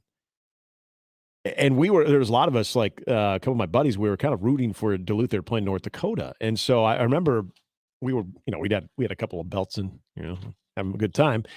And I remember like trying to like buddy up with some Duluth fans, and they were not having it, man. They were just, it was weird for a place like Duluth. Like, and this might just been a very small section of their fans that were in Minneapolis for this thing. But you talk about kind of elitist. I was like, really? Like they were just kind of like, hey, I'm like, hey, we're from Omaha. We're big Omaha hockey fans, so we're rooting for you guys because we don't like Nodak. I'm like, oh, well, good for you. I mean, literally said that. I'm like, sorry about that. Enjoy your night. Just kind of, yeah. Okay. So yeah, I didn't have. You always have your impression of interaction with a fan base, like direct contact there. And then you tend to like hold everybody in that fan base like accountable for that. Like now I just think so badly of Duluth fans. And they're probably like salt of the earth people, but that was not a good experience. I thought there was only North Dakota fans that everybody hated in that league. North Dakota, good old drunken uncle, North Dakota fans. You know what? God bless them. They show up. Some of them are loud and obnoxious, but there's a part of you that appreciates their consistency of following their team. And I will say this. Most of them that I've ever interacted are actually pretty cool. Yeah. I've never gone to a game at the Ralph. I'd love to. I still want to do that very soon. But every Omaha fan that I've heard that goes out there, they usually have really good experiences at Ralph Eagles. I love that. Was up there last year. Men's basketball and hockey were playing at the same time, and Omaha actually won the Friday night game up there. How was the? How was it? It's a palace. Yeah. been there before. I know But NHL teams are jealous. It's a palace where they play hockey. Yeah. We had a caller that has a question. Yeah, listener Damon, not to be confused with Damon, called and asked about the logistics of a basketball court and hockey rink in the same arena and how that's done. I'm just curious. Listener Damon, not. I don't want to be sending out mixed messages. I love how you have to specify that. And ask Gary, what happened last night? How come Westside only scored 43 against Gretna? Which was surprising. Hey, Coach Feakin, Gretna basketball is 10-1. Good on them. Gretna just has athletes. They just have dudes. Yeah, and you're going to listen now calls of people. Well, geez, now we're going to have to split them because we have this stupid new high school that's opening up. Just like the Papio. Well, okay, so Baxter Arena, which is multi-purpose facility, the ice is always down, and there are boards that are on top of it. Especially, this sitting on the floor. It's a little bit chilly. Mm-hmm. And then, like about 30, 40 minutes after last night's game, they were already tearing down basketball, and then they will put up the glass, and the ice is already down, and they will Zamboni it, and they will prepare it. So it's actually the turnover. It still takes about 3 to 4 hours. Yeah, I'd say about that. So tomorrow, basketball plays at noon, hockey plays at 7. So there'll be more time, and you run into the risk that the ice won't be great. Right. But they've mastered the craft at Baxter Arena and flipping the ring. Yeah. I know downtown that was not a popular thing to do. Blaze hated it. When Omaha Hockey and Creighton were sharing the chai, or then the clink, they were not super excited to flip. No. Well, and because it usually meant that Creighton basketball was playing during the day and hockey was at night. Well, and the ice, you think about the size of that arena compared to Baxter, that thing would be pretty sloppy at least in the first period. And that was the one thing that just drove Dean Blaze so crazy. And it makes sense. Like the ice conditions so much better at Baxter. And I mean, it's purely based on the size of the arenas with the airflow and all of that, especially heaven forbid you get that turnover and it's like a sort of a warmer day. Oh, it's awful because there's just so much space that you're getting that kind of warmer air that is still going to impact the ice. But when you have a smaller venue like Baxter, it's a lot easier to get good ice conditions. But I would say 3 to 4 hours probably right on the money right there. We'll get to Happer. He was at the game last night.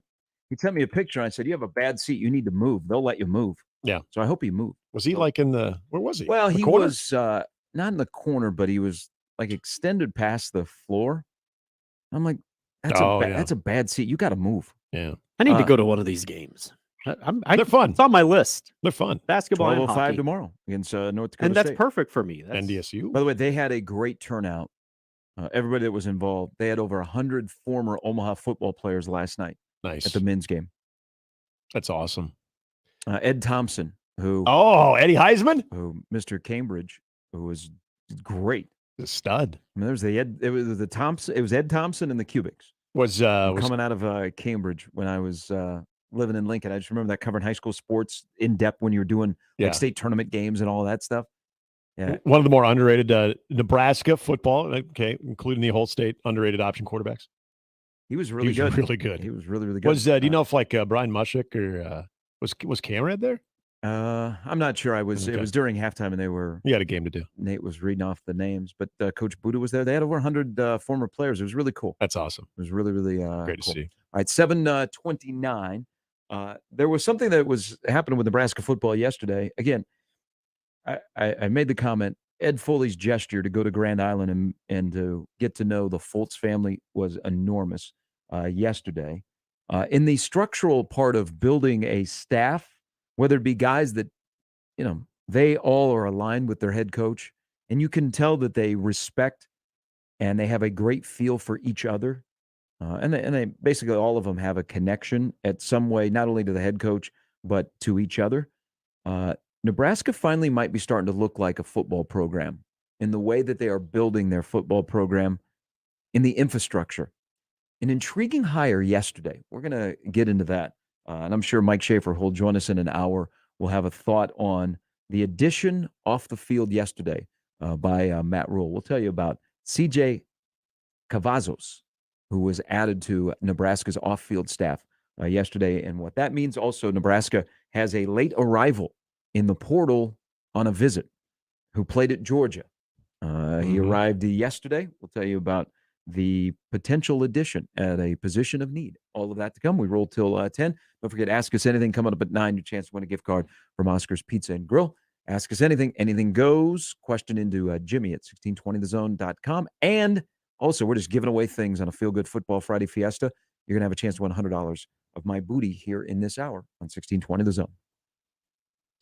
Hey, you have a chance also to put yourself behind the wheel of a fantastic vehicle right now from Woodhouse Buick GMC, where you can shop first and experience the difference. Their large indoor controlled showroom is right now at 119th and I. So you're looking for a vehicle that meets your needs, you can find it right now. Particular, something that helps you on the roadways during the wintertime, keeps you warm as well. The 2023 GMC Sierra 1500 Denali. It is the most advanced and luxurious pickup from GMC right now. Hands-free driving, super cruise, more cargo bed volume. You need a vehicle for pleasure or for business. You can find it at Woodhouse Buick GMC at 119th and I. They have that huge indoor showroom, so they have a lot of new and pre-owned inventory, and it's not stacked on top of each vehicle so you feel like you're scrunched. You can actually peruse because they've streamlined the process to make it easy on you. Check them out in person or online at WoodhouseBuickGMC.com. 119th and I, or on the web. GMC, we are professional grade. Gary Sharp, Nick Handley, and Jimmy Chavez. Mornings with Sharp and Handley. Weekdays 6 to 10.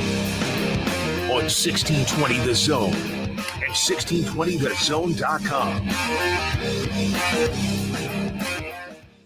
Mornings on 1620 The Zone is brought to you by MD West 1 Orthopedics, Neurosurgery, and Spine. 1620 The Zone wants you to win Gary's booty. Whoa, wait, what? Win $100 or more every weekday on Mornings with Sharp and Handley. Listen during the 6 and 8 o'clock hours for Gary and Nick to give you their stat of the day. Then during the 7 and 9 a.m. hours, listen for the cue to call, know the stat, and win a buttload of cash. Answer it correctly, and Gary's booty gets even bigger. Yep, we'll keep adding $100 to the booty bank till the correct answer's given on air. Win your share of Gary's booty on Mornings with Sharp and Handley with 1620 The Zone. Your Omaha area forecast from the Godfather's Pizza Weather Center and KETV News Watch 7 on 1620 The Zone. Cold and quiet to finish off the week Friday. Expect clouds in the morning with more afternoon sunshine. Wind will be light to calm most of the day with highs around 30. I'm meteorologist Sean Everson from KETV News Watch 7. Mornings with Sharp and Handley, brought to you by MD West 1 Orthopedics, Neurosurgery, and Spine on 1620 The Zone. 1620 The Zone. Traffic. From the time-saving traffic center. We have no accidents to report at this time, but you can't expect a bit of slowdown from 192nd to 168th along Center. Then on Dodge, things are slowing down just a little bit from 94th to 90th. And along L Street, be prepared for a significant delay near 90th Street. As always, remember to stay safe and wear your seatbelts. I'm Chris Scott. This time-saving traffic is brought to you by Saul's Jewelry and Loan. What does Saul's loan on? Almost everything, like tools, instruments, designer handbags, construction equipment, vehicles, trailers, appliances. $10 to $50,000 super fast and easy with no credit check. Saul's loans on almost everything. Hi, everybody. I'm Gary Sharp. The showdown between the Mavs and the Bison. Omaha, North Dakota State. Enough said. Coming up at high noon on Saturday at Baxter Arena. I'll have all the play-by-play action beginning at 11:30 with the pregame show on News Talk 1290 Coil. It's Omaha, North Dakota State basketball at Baxter. Let me get you up to speed on the service that you need. Katie was recently told by a competitor that her transmission needed to be replaced. She thought the cost seemed a little too high, so she called us. We towed it from that shop and verified the transmission was in fact bad. We did the job and saved her over $1,500. Sometimes a second opinion can save you a lot of money. Don't overpay. Call Omaha Transmission. Omaha Transmission, shifting to running smooth. Winning comes without a guarantee. Focus, discipline, and extraordinary effort make winning more likely. Sometimes our greatest wins come from major setbacks. Coming back from a serious injury is a win that requires teamwork. At Berry Law, we're in it to win it. If you have been seriously injured in an accident, call Berry Law today. 402-999-7777. Let's be real. Mopping is a hassle.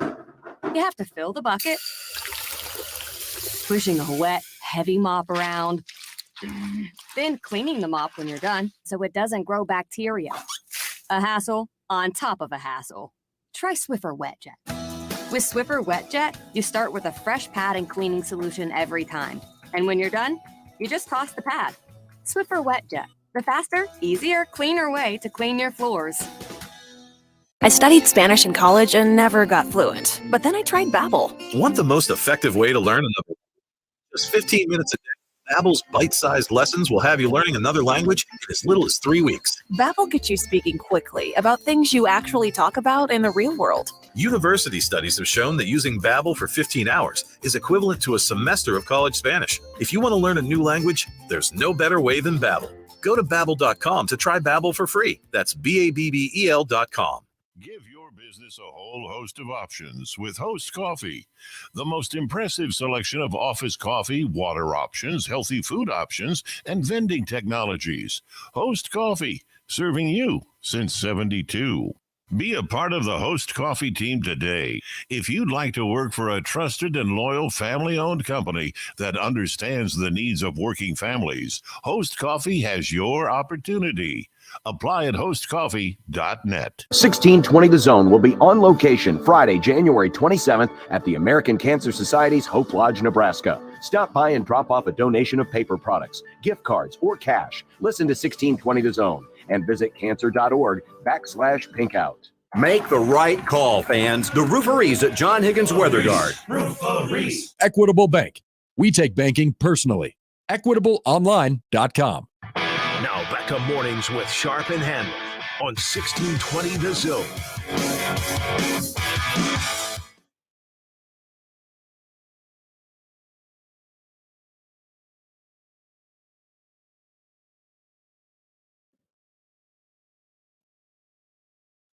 It will be a sight to behold tonight in the NBA, which the way things are going in the NBA with scoring, and Dame had another 50-point game last night. No big deal. But when he hits 50, they usually lose. They got beat by Cleveland.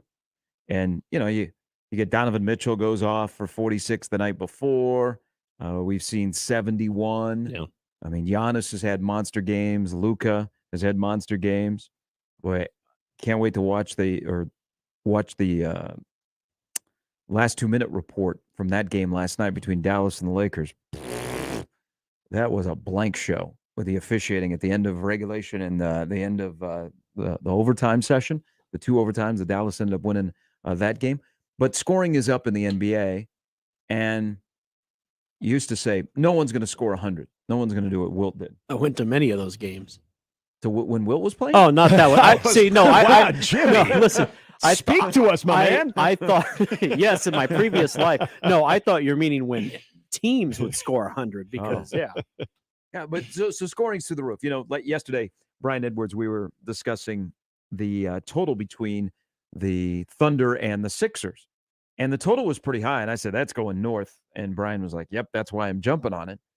And, Gilgeous-Alexander goes for 37. So scoring is up in the NBA. And you used to think no one's ever going to do what Wilt did. Okay.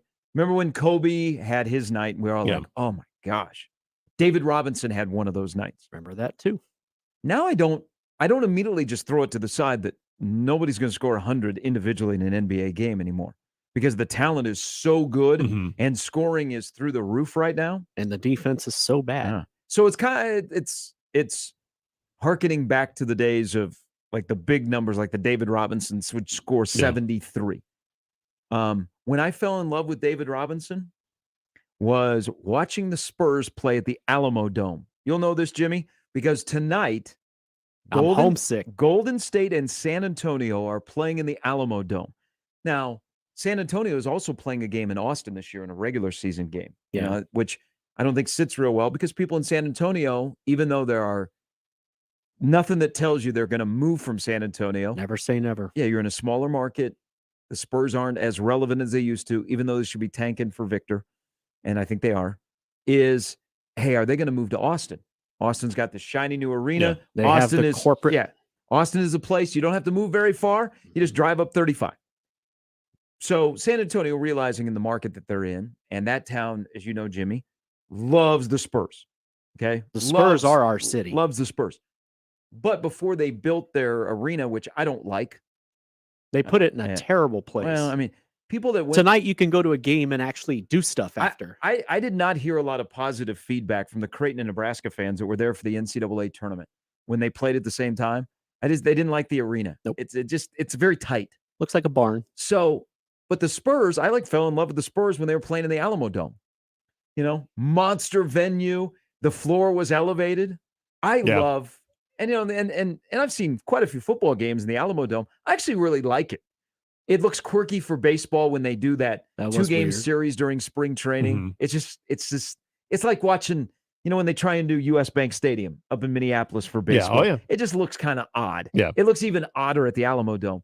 But how cool is this? That tonight they're going to have 63,592 people in the Alamo Dome, and Curry's playing for the Warriors to watch Golden State and San Antonio play. They've opened up more tickets and they're hoping to push 68, and I bet they will sell. And many people, media down there, I need to actually ask if my dad is going to the game.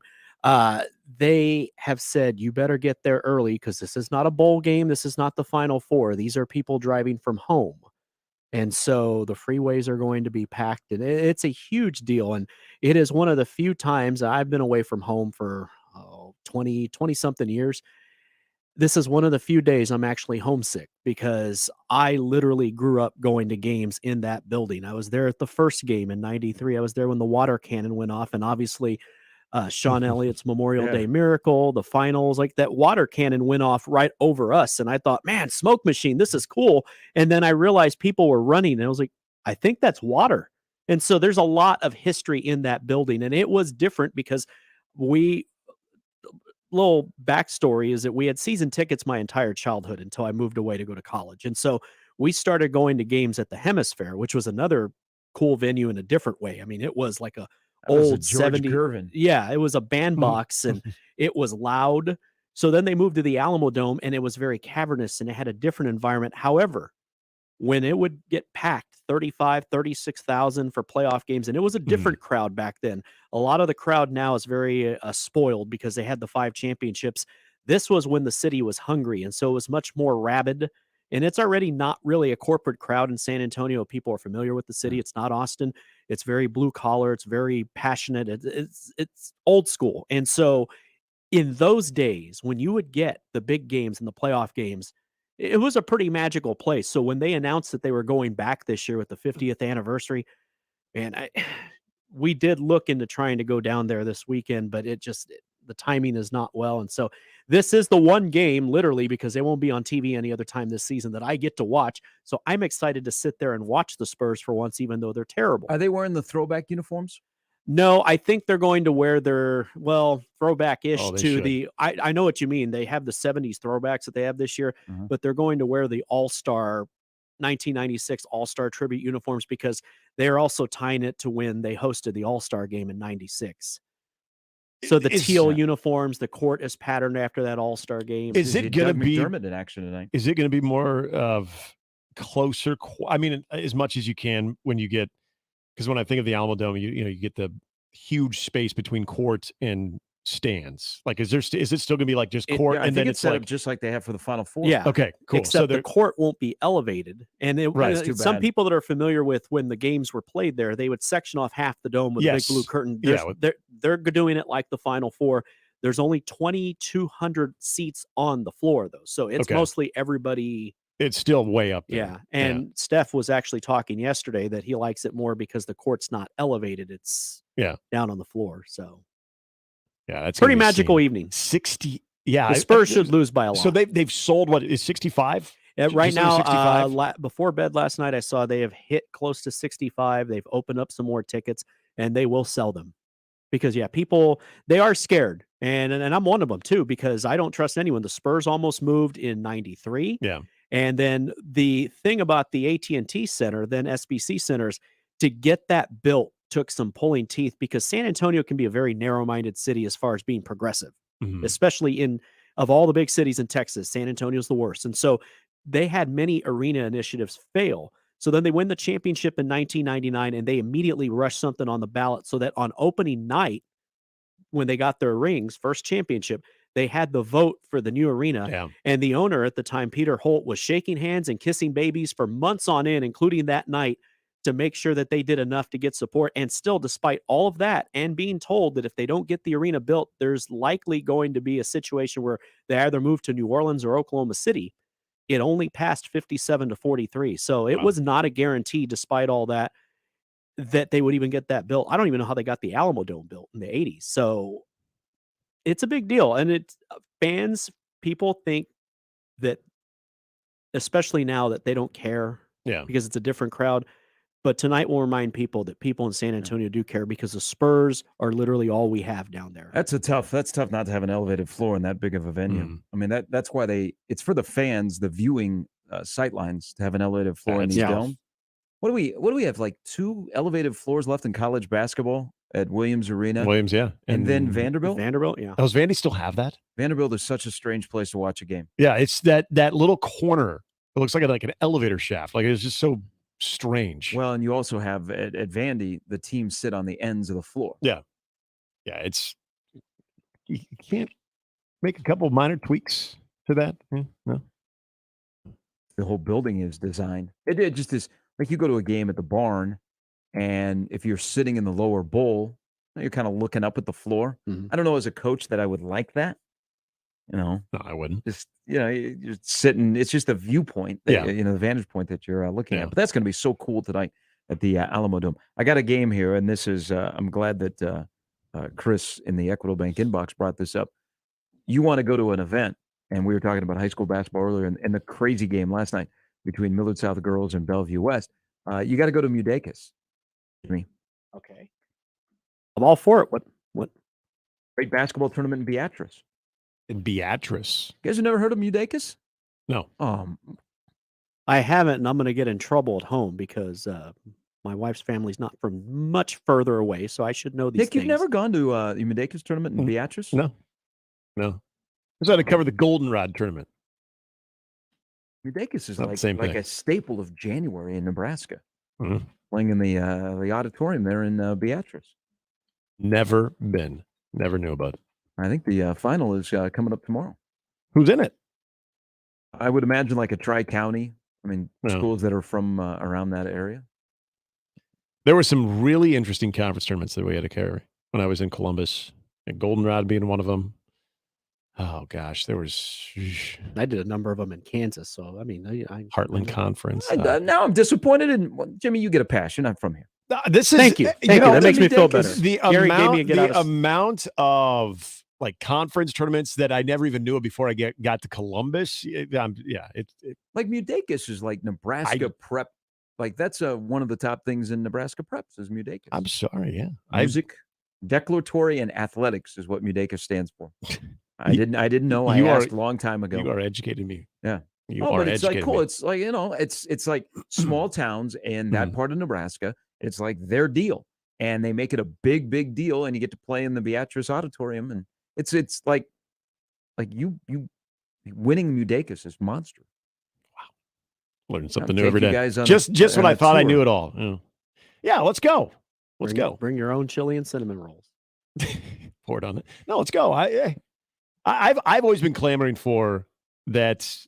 I was very, very happy to be a part of for the Cox broadcast of Ravenna Bellevue West a long time ago when they did sort of their version of the big school versus small school state champions. I wish they would do that, and they would do that all throughout the state. Like you take the Class A to C or the Class A and even D if you have some more of the opponents, but you don't just do it in like say Bellevue like they did the one year. You travel that thing.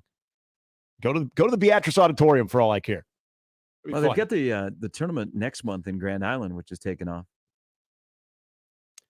That one I have not gone to, but I am familiar with it. I am familiar with that one. But yeah, there's just too many of them for me to keep track of when we had to do this. I said did, because we had like 45 high schools in that area when I was in Columbus that we covered, like, Twin Rivers of the world, the David Cities, all those. And then you get into like some of the D schools too. Like, I had no idea what the hell the Goldenrod Conference was. Those are like fun conference tournaments though. Because I'm just, for obvious reasons, that one always stuck out to me. Just an interesting name.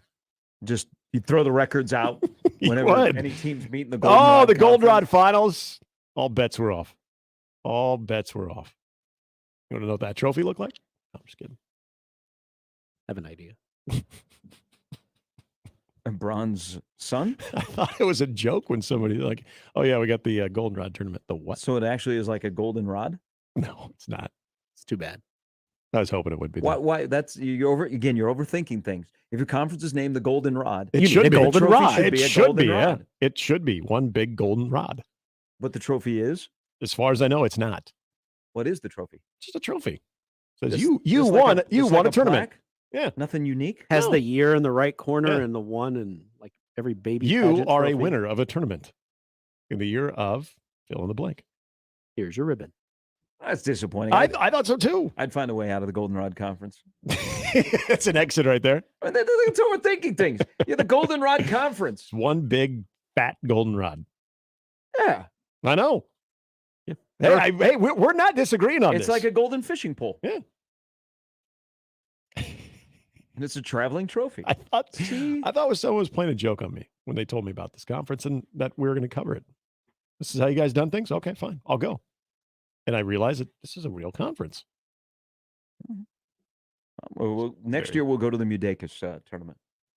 On location. You take me to Mudakis, and then I'll take you to the Goldenrod Championship. Hey, if Dick Janda was not talking about the Mudakis tournament when I was living in Lincoln, if he did not lead when Mudakis was going on, he said he'd get phone calls. Really? People would call and be very upset that even Nebraska football or basketball or anything could have done something bigger if he did not lead with Mudakis. What was going on? So during that time, it's like even bigger in state. Yeah, it's big, 10, 11 viewing audience. Yeah. It's huge there. So it's wrapping up this week. Now I'm intrigued. It's historic. Jeez. I'm disappointed. It should be. Lived here my whole life.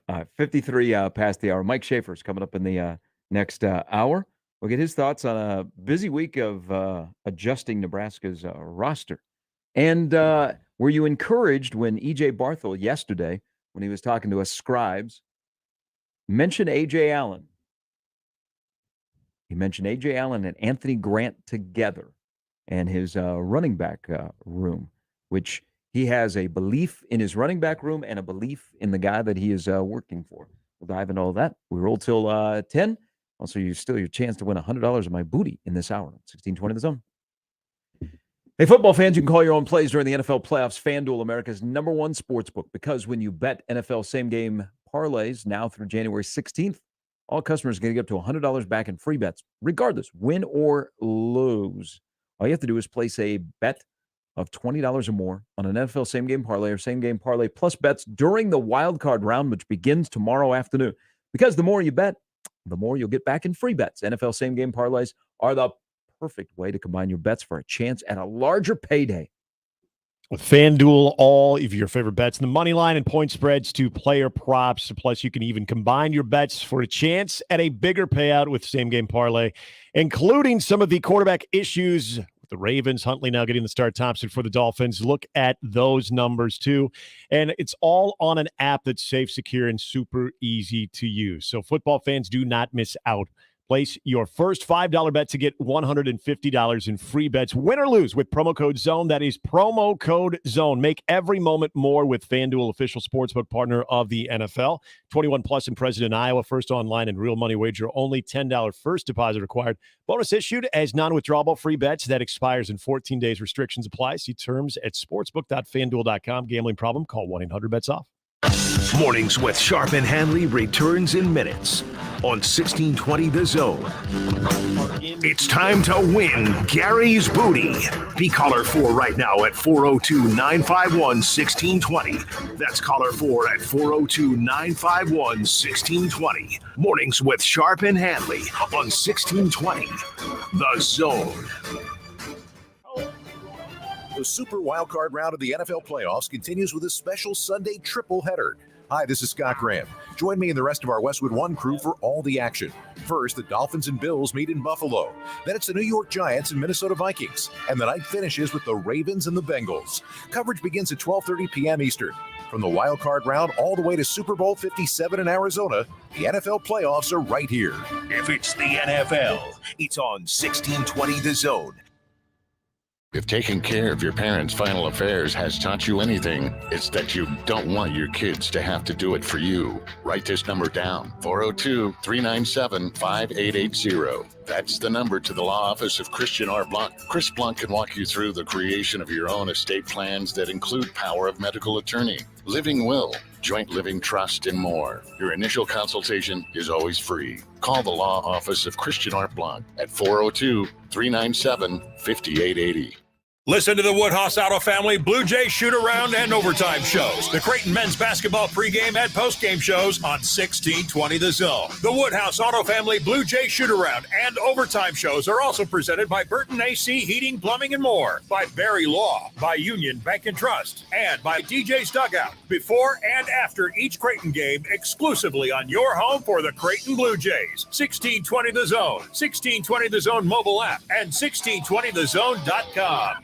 1620 The Zone will be on location Friday, January 27th at the American Cancer Society's Hope Lodge, Nebraska. Stop by and drop off a donation of paper products, gift cards, or cash. Listen to 1620 The Zone and visit cancer.org/pinkout. In a house in Omaha, people gather in the kitchen.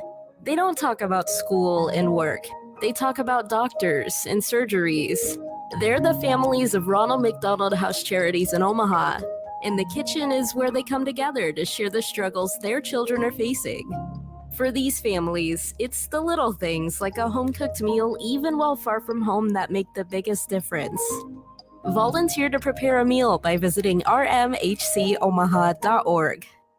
Prescription products require an online consultation with a healthcare provider who will determine if a prescription is appropriate. Restrictions apply. See website for full details and important safety information. Subscription required. Hey guys, did you know there's a generic form of Viagra that works just the same, but is 90% cheaper? And you can get it online? Just go to 4hims.com/radio. At Hims, you'll get a free medical consultation, discreet shipping if prescribed, a 100% online process, and trusted generic alternatives to the biggest brands at 90% off. That's right, get generic for Viagra, the same active ingredient as brand name Viagra, but 90% cheaper. It's the same medication you get from your doctor, but with zero copay, no expensive appointments, and no awkward face-to-face conversations. To start your free online visit, you need to go to this exclusive address, 4hims.com/radio. That's 4hims.com/radio for your free online visit. FORHIMS.com/RADIO.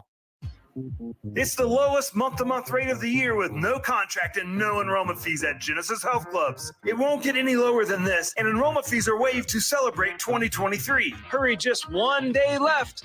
Hi, I'm Rodney Steven. It's the new year, and you have set your New Year's resolutions, right? Well, it's time to go. I have good news and bad news for you. The bad news is, if you don't get started, your New Year's resolutions won't happen, and you'll be in the same place next year. You have to take that first step and build habits that will change your life forever. One of my favorite quotes is, if it is to be, it is up to me. And that is absolutely true. And we know you can do it. We'll help you every step of the way. We help hundreds of thousands of people reach their fitness goals each year. And what about you this year? Join Genesis Health Clubs for our lowest month-to-month rate that we'll offer in all of 2023. Plus, no enrollment fees and no contracts. One day left. It will not get any better than this. Join at GenesisHealthClubs.com now because this special won't last. Hurry, just one day left. Attention sales professionals. NRG Media is looking for an accomplished business-to-business salesperson who wants to take their success and skills to a new level. Is this you? Our account executives work with local businesses to create marketing plans to help them get more customers. On air, digital, on-site, audio, video, it's all part of what you could sell. A sales career with NRG lets you make a real difference. Get more info and apply online at nrgmedia.com. NRG Media is an equal opportunity employer. And we're back. Mornings with Sharp and Handley. Here's Gary, Nick, and Jimmy on 1620 The Zone.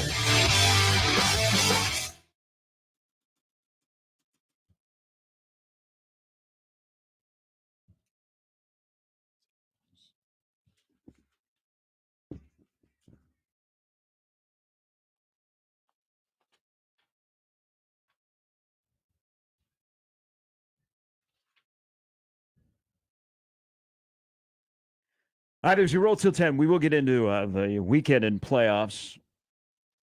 Outside of Dallas, Tampa Bay, and I don't want to speak for everyone, the game that you're carving out time to watch if your team is not involved. Which game are you carving out time to watch that is not Monday night between Dallas and Tampa Bay? Buffalo. Minnesota Giants. Ooh, you are into pain. That game. you know, Miami has lost, 4 straight playoff games?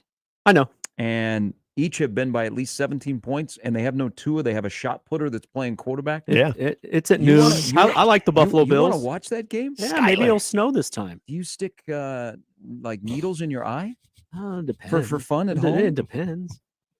That game is the likeliest blowout. Yeah. Well, Giants Vikes. See, that's the betting is starting to shift. Most of these lines have not changed except for that one. People like the Giants. The Buffalo Dolphin one, which went sky high. Yeah. A lot of people are onto the Giants, and why not? I mean, Daniel Jones is entertaining, believe it or not. Mm-hmm. Brian Dable, Coach of the Year. Yep. Coaching matters. Giants almost beat him a few weeks ago. Yeah, you got the Vikings' porous defense. We're leading into Schaefer's going to join us. That's what I was. Yeah. Well, no, whether it's Christopherson or Schaefer, they're going to wholeheartly agree with that. By the way, See, I think that's the game that I'm carving out time. Yeah, it's my huge. team's not playing till next weekend. That was a flex there. Man, it was. But I'm making sure I watch the Giants and the Vikings. My team got Kevin Warren. I mean, Jacksonville Chargers, I think will be very, very tight. Yeah. Go Jacksonville. Huge Jacksonville fan. I go way back with Jacksonville. I want to see them do it too. Tony Baselli. Yeah. I mean, I love the Jags. Fred Taylor. I want the Jags to win in the worst way. Go Jags. Saturday absolutely. night, I'm with you there, baby. Oh, I'm pulling for them too. I'm pulling for them too. See you in Kansas City next week. Just to show that it wasn't as bad as what Urban Meyer made it appear to be a year ago. Urban Meyer was terrible. It was. He was awful. He ruined the locker room there. There are guys that you thought, well, they're bums. No, they're actually really good players that were impacted by a horrible coach in the NFL. Tyrant. And now they got a great coach. Doug Peterson's perfect. Coaching matters. Brian Dable. Yeah. Brian Dable Another is a great coach. huge difference. Daniel Jones looks so different. Thank you. Think about the two guys we just mentioned right there, the quarterbacks, with Trevor Lawrence, who just looked so lost a year ago, which I get it. A lot of rookies would. That's nothing uncommon. But then in just 1 year, you have a Doug Peterson who has a knack for that, and Brian Dable. Two quarterbacks, more so with Daniel Jones, who you're wondering, is he going to be basically the next Sam Darnold? You know, is this guy just kind of being left by the wayside? And you get that out of him. That's no coincidence. The same thing with Trevor Lawrence in that second-year jump for him. It's not a coincidence. Even though I can't. Trevor Lawrence, second half of the game last week against the Titans, I can't get out of my head. That's He's still coming around. But I don't think it would be a huge upset if the Giants went into U.S. Bank and won on Sunday. I wouldn't look at it that way. By the way, a little nugget from that game and the NFC playoffs. Do you know who the only first-round quarterback that is starting in the NFC playoffs is? First-round quarterback in the NFC playoffs. Danny Dimes. Yep. Yeah. Daniel Jones is the only guy that was selected in the first round that is starting in the NFC playoffs. How about that? And people don't really consider him like to be the. I mean, we all remember he got taken in the first round, but is he playing up to that first round quality? I mean, this year it's been a remarkable improvement, but yeah, it's kind of crazy to think. Well, and compared to the quarterbacks that are in the AFC, right? I mean, hello. If you had a healthy Lamar, if you had a healthy Tua, the quarterbacks that are playing in the That's AFC. nice of you to say that the about NFC, Skyler. Is a shot putter? No, that look at the quarterbacks in the AFC. Yeah. Oh, you're talking about Mahomes and Allen. Oh, I thought you were talking about Skyler. I feel for Dolphins fans. Your last two trips to the playoffs, you've had Matt Moore and Skylar Thompson start at quarterback. Again, it adds to the list. It's your own fault for rooting of for him. like the most obscure guys recently to start NFL playoff games. Yeah.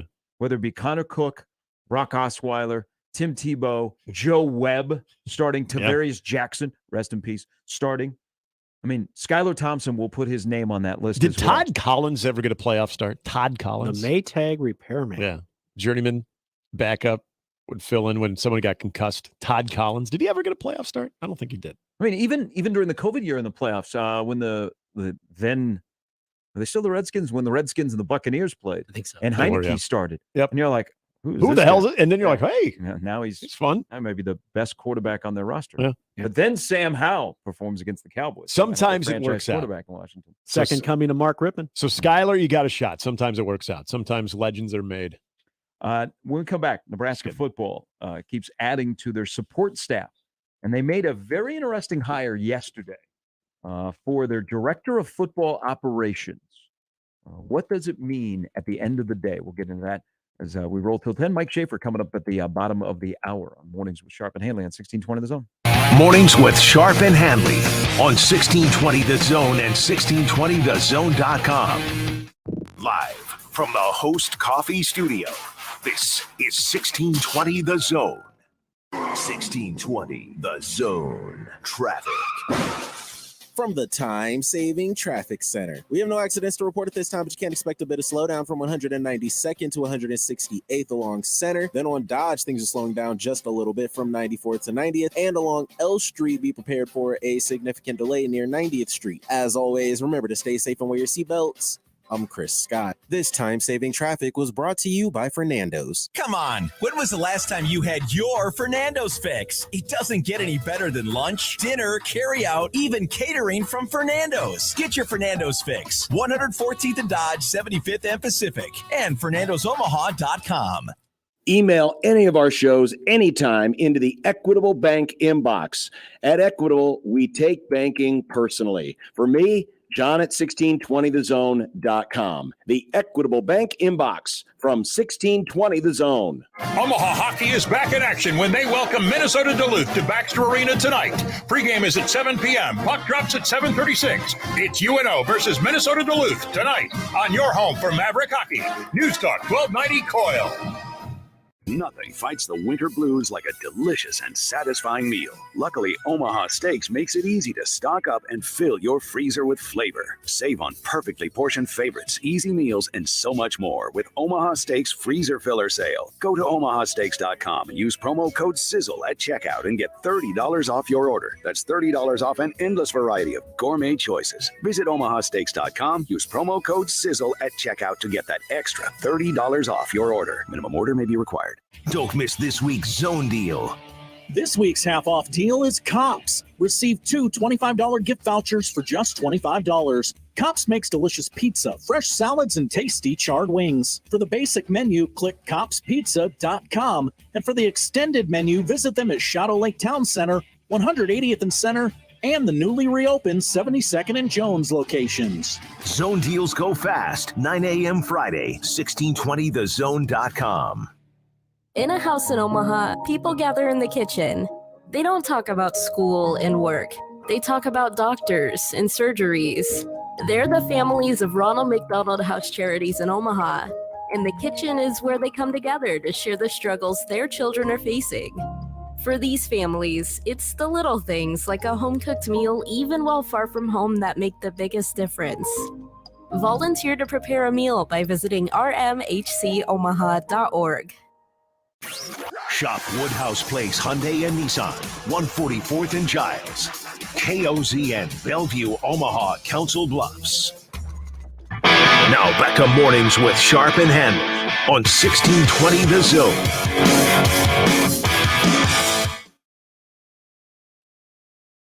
Halftime brought to you by Hearts Cigars and Pipes Lounge, just off 680 and 48th Street, next to Cubby's. It's Hearts Cigars and Pipes Lounge.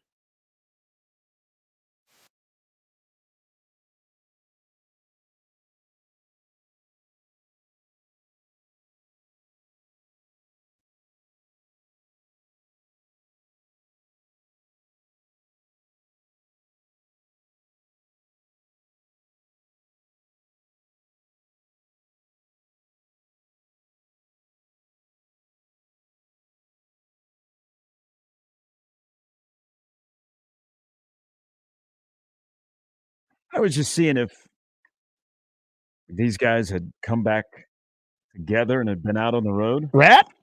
Yeah. Not so much. No? Somebody tried to put together a band called Rat. They were in court for a while. Was it just with one T or two T's? I guess there were two versions of Rat. That's one too many. Big. I liked Rat. This was a great Friday song. One of my radio jobs early in my career. It should Football Friday always. Hey, they were in that commercial though. Remember they said they had a rat problem or whatever, or they have rats, and then they're just jamming in the basement. That was awesome. If you were an '80s star, like hard rock, heavy metal, or just in music, you still have a life due to commercials Absolutely. or casinos. Yes, casinos. You're either definitely. appearing on a commercial or you're playing at a casino. This so true. weekend at Prairie Man. And you know what? They get a following, especially those casino shows. There's like, did you hear who's going to be there? Quiet Riot? Holy cow, we're going. Moms galore. On a different note, weird transition here about music. Just do it. Lisa Marie Presley passed away at the age of 54. I think she'd been asking a lot of her heart lately, and died, and lived quite an interesting life. And trying to live up to the last name. I mean, she had a completely different life. She had really struggled since her son passed away. I don't know if you guys watched the Golden Globes the other day. I heard Didn't get a about But it. chance to she see it, was there, and she looked very frail. Mm. I think she had some heart issues. Yeah, only 54. Yeah, this morning they were She had- showing some images of her. She looked She's had a star-crossed life. she looked rough. It's one of those. So, it's, when you have somebody, and we're on a run here. They always say it goes in threes, Right. and it'd been kind of quiet in terms of celebrity deaths, but the three. Mhm. Anytime that there's somebody like is in your demographic near your same age that up and dies, you're like, yeah. But I think she'd been asking a lot of her heart. But she was married to Michael Jackson and at one time Nicolas Cage. Yep. What an interesting life. Who last name everybody knew who she was. And Lisa Marie Presley passing away at the age of 54. There was news that came out yesterday. She was rushed to the hospital, cardiac arrest, and was announced that Too she young. had passed away. All right, Mike Schaefer is coming up at the bottom of the hour. Yesterday, surrounding Nebraska football, and we'll get into Schaefer on what he thinks Nebraska could rope in one or two tight ends here in the next 2 weeks. They have a high school visitor next weekend. They have a potential Georgia transfer who was not one of their top tight ends. He was not Brock Bowers is not visiting. Dwayne Washington announced he's going to the NFL. You should have teased it with Georgia tight end coming to Nebraska. Brett Seether is on campus. He has an interesting thing, and I'll let Schaefer explain this a little bit more.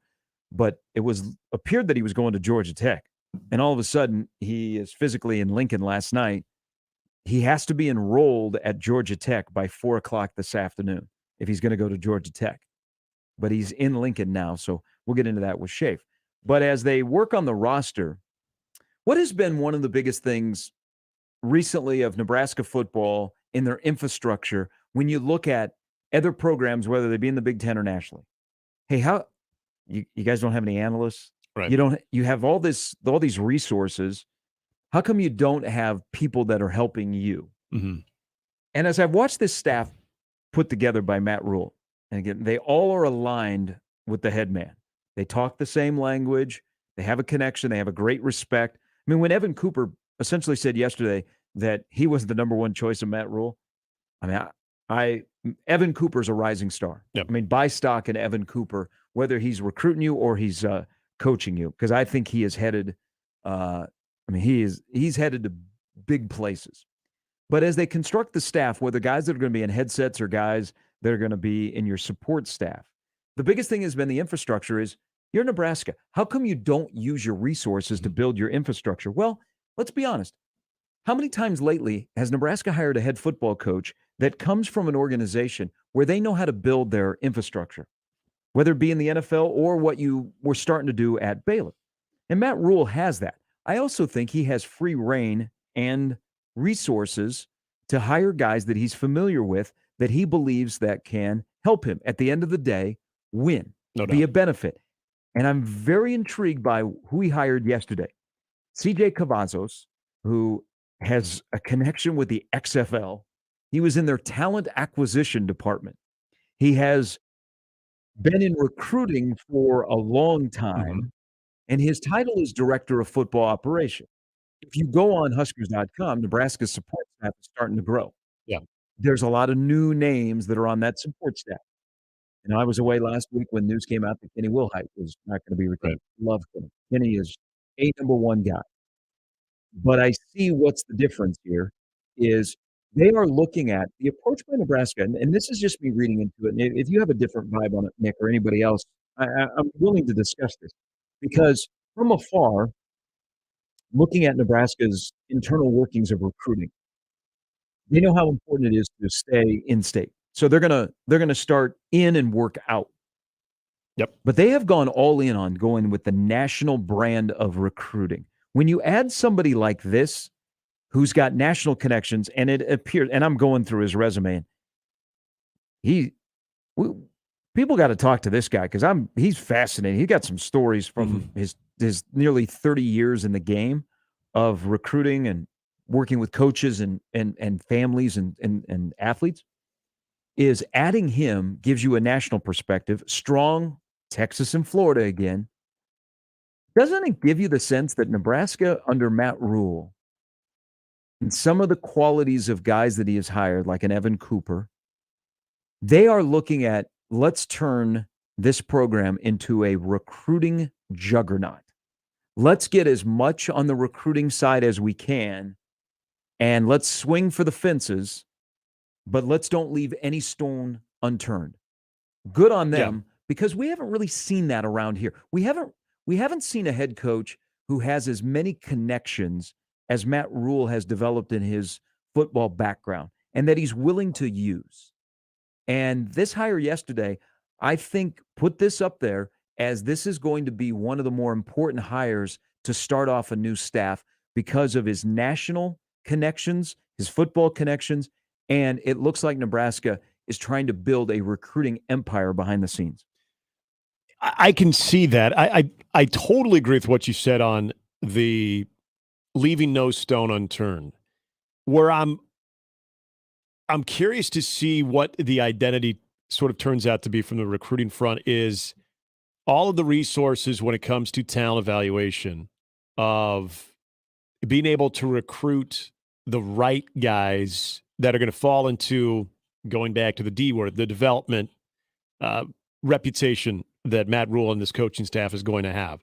So when you say recruiting juggernaut, it may be, but I almost kind of narrow it into, like I said, leaving no stone unturned, but being able to identify exactly the type and overall in a 2-year stretch, the players that are going to fit your program. So, I mean, if you want to lump that into recruiting juggernaut, because I don't, when you say recruiting juggernaut, are you talking about, rankings? Like we're talking 4 or 5-star guys going after everyone, and it's kind of a more of the infrastructure on. We're going to have a major recruiting department where we have a lot of evaluators. Okay, yeah. That aren't necessarily coaching, and that's their number one thing is to evaluate and then help us on relationship building, help us to get into the front door. Yeah. Now, it has worked around here before.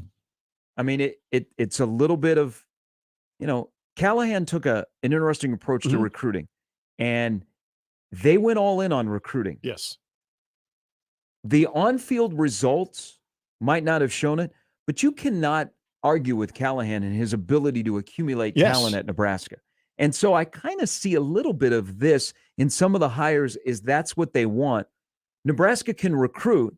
Do we have every avenue covered that we can attack it from behind the scenes, in front of the scenes, to get as much talent as we can here? And I see when you add a guy like this, with a couple of other additions that they've made, I know what they're going at. I think they're the NFL part of, we know how to identify talent. We know what it takes. Okay, that's our thing. Evan Cooper hit that yesterday. I thought that was a really interesting conversation about, I've been in the NFL. I know what it takes to be in the NFL. So now I identify talent because we had to look at who our guys were going to be that were going to be playing for the Panthers. And so I'm kind of looking at that when I'm on the road recruiting, forward thinking. So they're also forward thinking behind the scenes. Yeah, and that's I would 100% agree. Then because you see a interesting approach that is probably the best way that you could probably compare it to would be Callahan and his staff. And I know that maybe makes people wince a little bit, but hear me out. It's understanding what you already have a core group of coaches that Matt Rule feels 100% confident that they can develop. And I know you're getting sick of hearing that word. You're going to hear it all the time with this staff until we have reason to question it.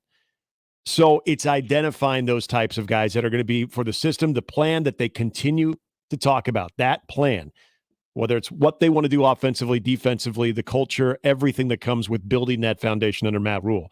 Having not one, but several guys, several eyeballs, several fresh perspectives, and several real unique backgrounds when it comes to talent evaluation.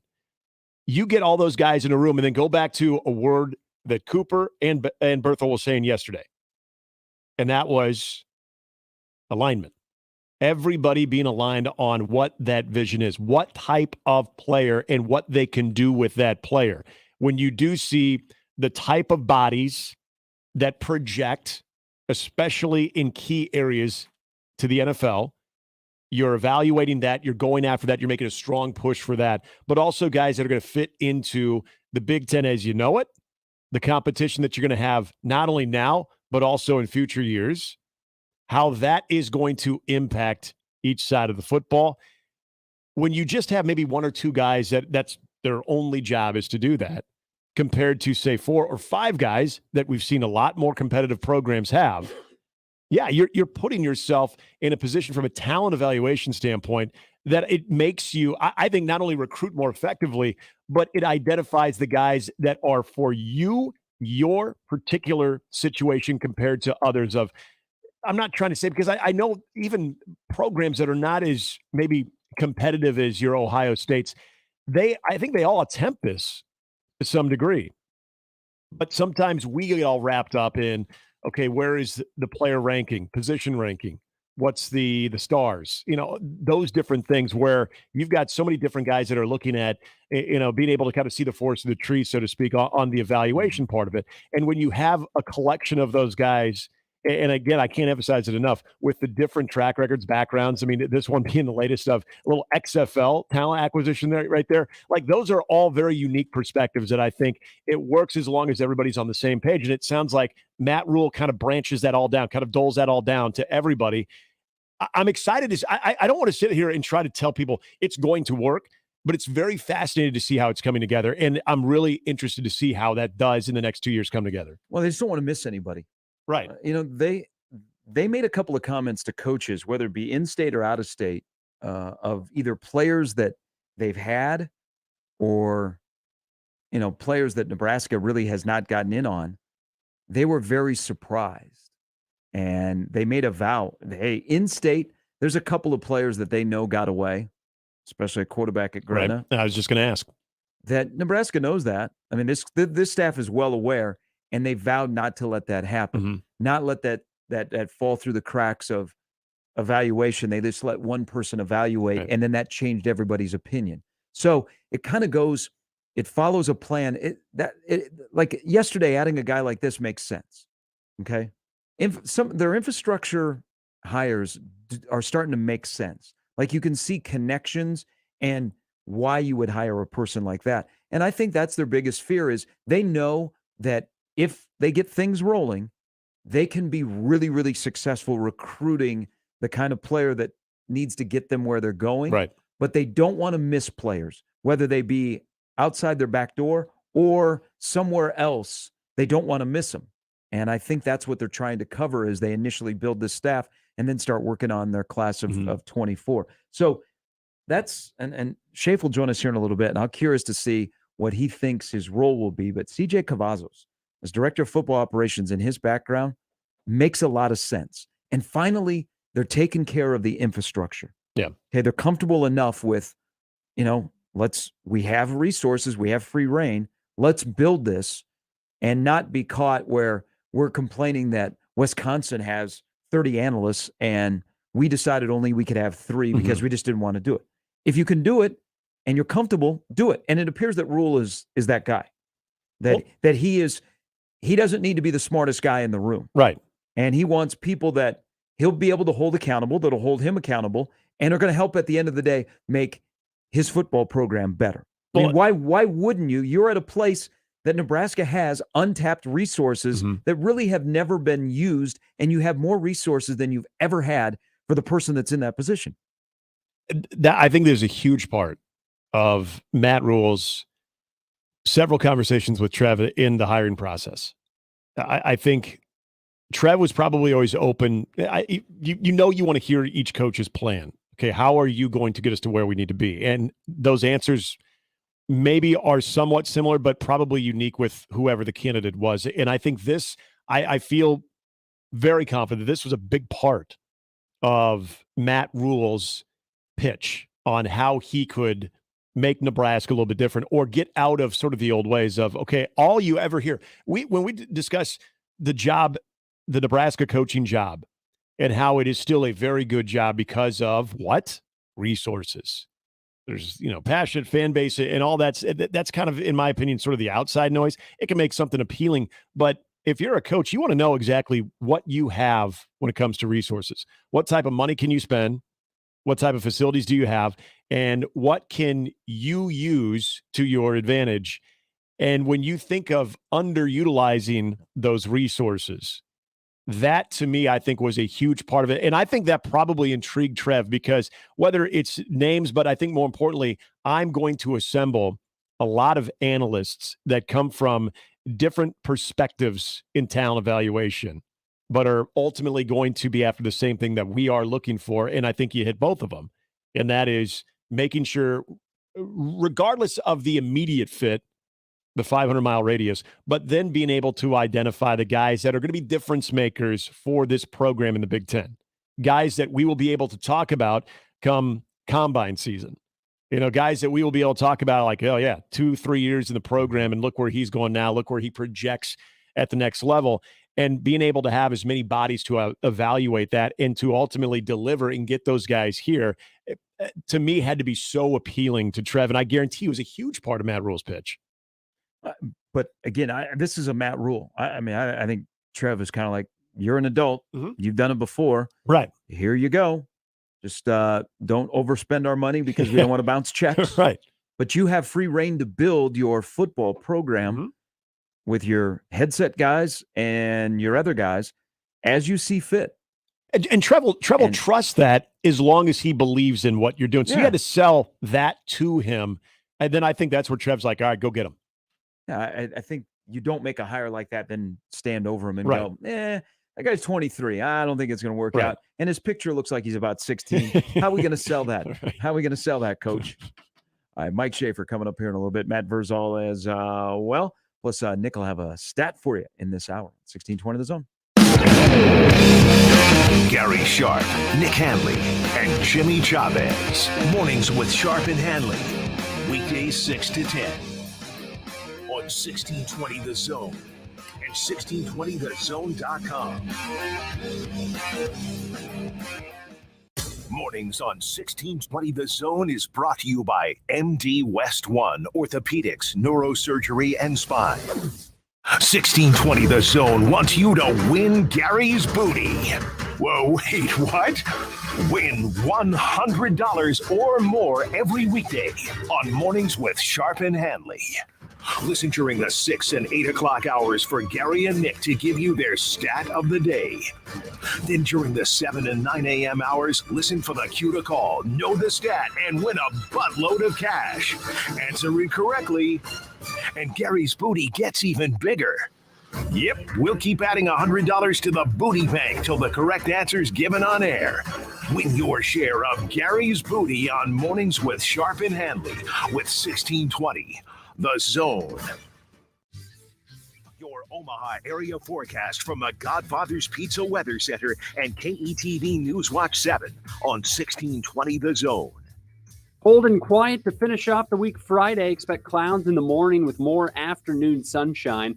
Wind will be light to calm most of the day with highs around 30. I'm meteorologist Sean Everson from KETV Newswatch 7.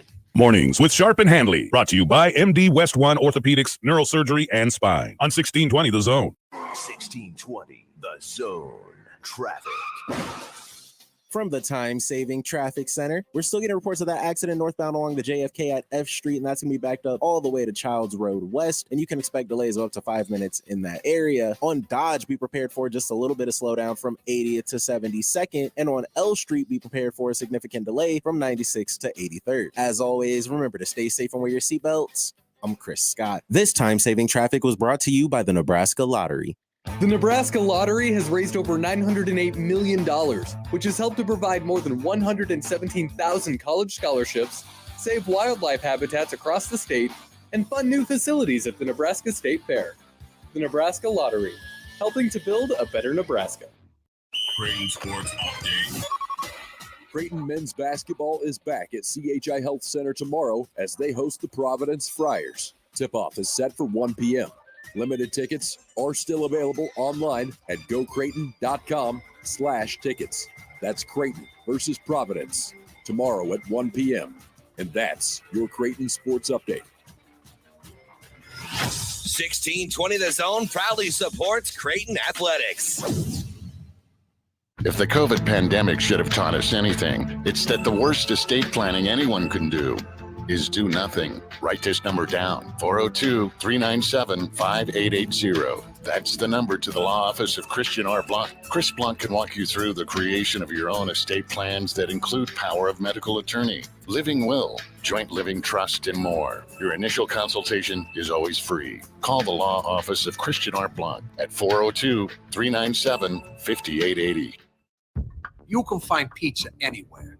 But when you want pizza pie piled high with more toppings, that's when you come to my place, Godfather's Pizza. For a limited time, get your hands on 2 of my large one-topping pizzas. Pick pepperoni, beef, black olives, you choose. All this food for only $29. Feed your whole mob without breaking the bank. Hey, it's an offer you can't refuse. Godfather's Pizza. Do it. The Creighton women's basketball team had their deepest run ever in March, making it all the way to the Elite Eight. Find out how far they will go this season. Don't miss any of the action all year long on 1180 The Zone or on News Talk 1290. Coil. The Blue Jay Zone is brought to you by Barry Law. We're in it to win it. While many might use a holiday break for rest and relaxation, Creighton forward Arthur Kaluma wanted to use the time to rededicate himself to the game. Relax? I don't know about that. I wasn't really too impressed with how I was playing at the first start of the season. So I really took the time to try to get in the gym and, get my stamina back up. And I've been feeling good, Been feeling good, playing with my teammates, seeing how everything's coming together. Winning comes without a guarantee. Focus, discipline, and extraordinary effort make winning more likely. Sometimes our greatest wins come from major setbacks. Coming back from a serious injury is a win that requires teamwork. At Barry Law, we're in it to win it. If you have been seriously injured in an accident, call Barry Law today. 402-999-7777. Equitable Bank. We take banking personally. EquitableOnline.com. Now back to mornings with Sharp and Handley on 1620 The Zone.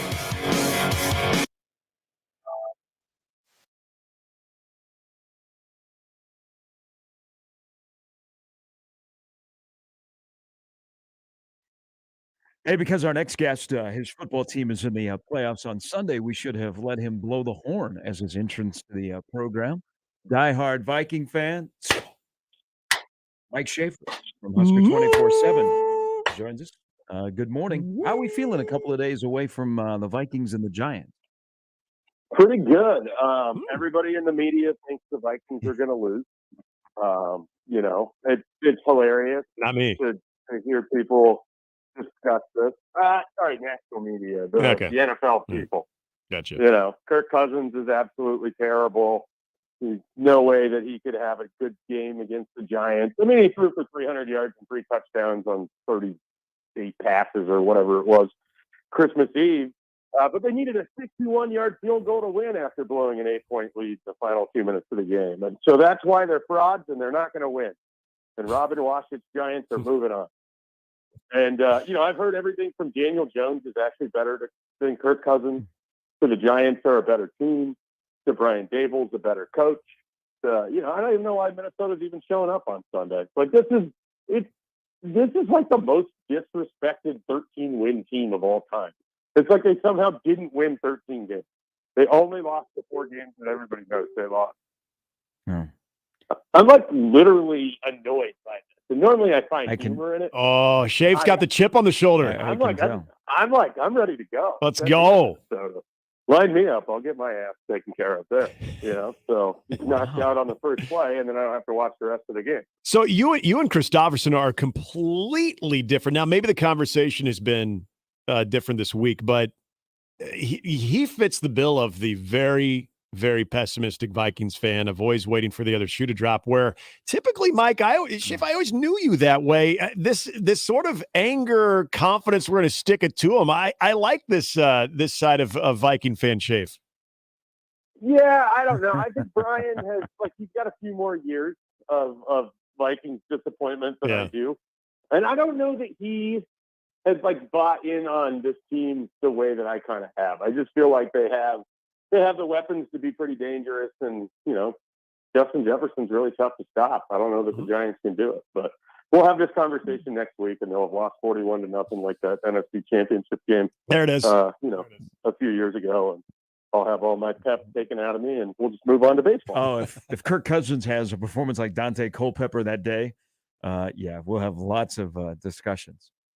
I reminded Robin Washington yesterday that there's a theory floating out there that the Giants were able to listen in on the play calls of the Vikings that day, which is why the NFL's leading offense went for 0 points. And Kerry Collins looked like a Hall of Famer that day. Kerry Collins. No doubt.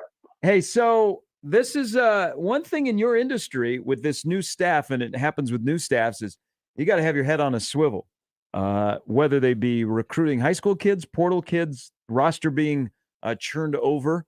What's the backstory of all of a sudden, and it's definitely a position of need at tight end in Nebraska, that Brett Seether shows up in Lincoln last night when everybody thought he was going to Georgia Tech? What can you tell us about the potential Georgia transfer at tight end? Well, I mean, I imagine, I don't know what the exact connection is, and BC's been the one that was on it and grabbed it late last night. I don't know what the exact connection is, but Nebraska needs a tight end. And I mean, there's an opportunity to come and get a lot of snaps in Lincoln at the tight end spot because they don't really know what they have. I think that Thomas Fedoni's interesting, but we haven't ever seen him really be able to play, and through no fault of his own with a couple of injuries.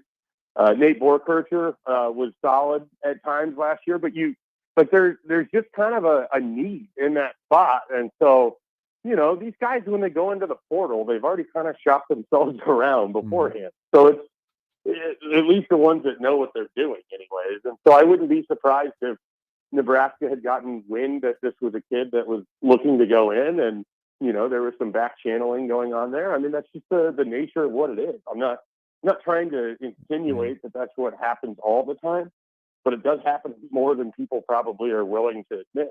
So because of that, I would imagine Nebraska is able to get on the radar pretty quickly there. And they're a Power 5 school that needs a tight end. And that's kind of what this kid's looking for is a place to go play. He's already won a national title. Everything else is great. Well, and I don't want to confuse, Brett Seether for the resume, or at least the experience consistently that we saw out of Walter Rouse, which is obviously a good get from an experience standpoint when Nebraska trying to the O-line. So, I mean, is this just from more than anything another body in there, a guy that does come from sort of a championship pedigree program?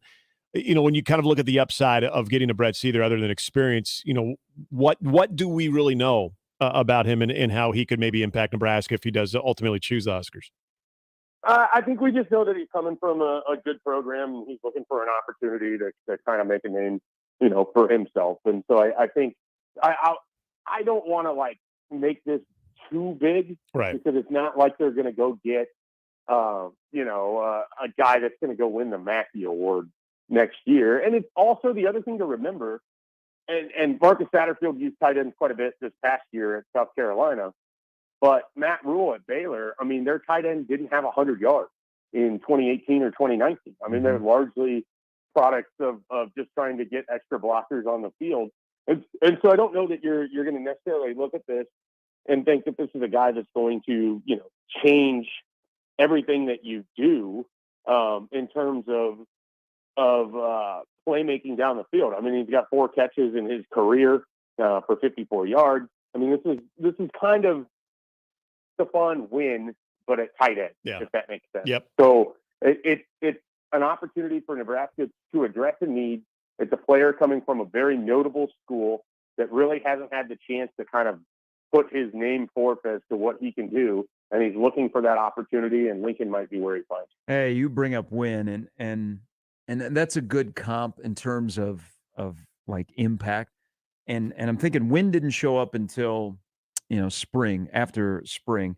And there's going to be that portal window that opens again. There's areas that I think Nebraska's addressed, definitely on the offensive line. But man, are we into, and you got 17 and 18-year-old kids that might be playing big boy football sooner than later. How concerned are you about defensive line, nose tackle, inside linebacker, where those areas haven't been sexy for the portal? We're waiting on high school kids. How much of a need do you think that'll be in the next go around?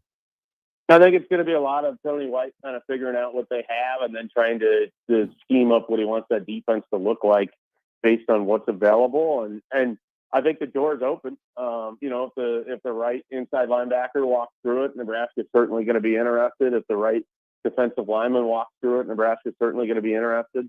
I don't know what exactly Chief Borders is, if he's an edge guy, if he's going to be a defensive end in a 3-front or in a 4-front. But he can give you a little bit there. But yeah, it's been really sort of interesting. I would say Nebraska had a really strong week. You're getting Billy Kemp and you're getting Walter Rouse.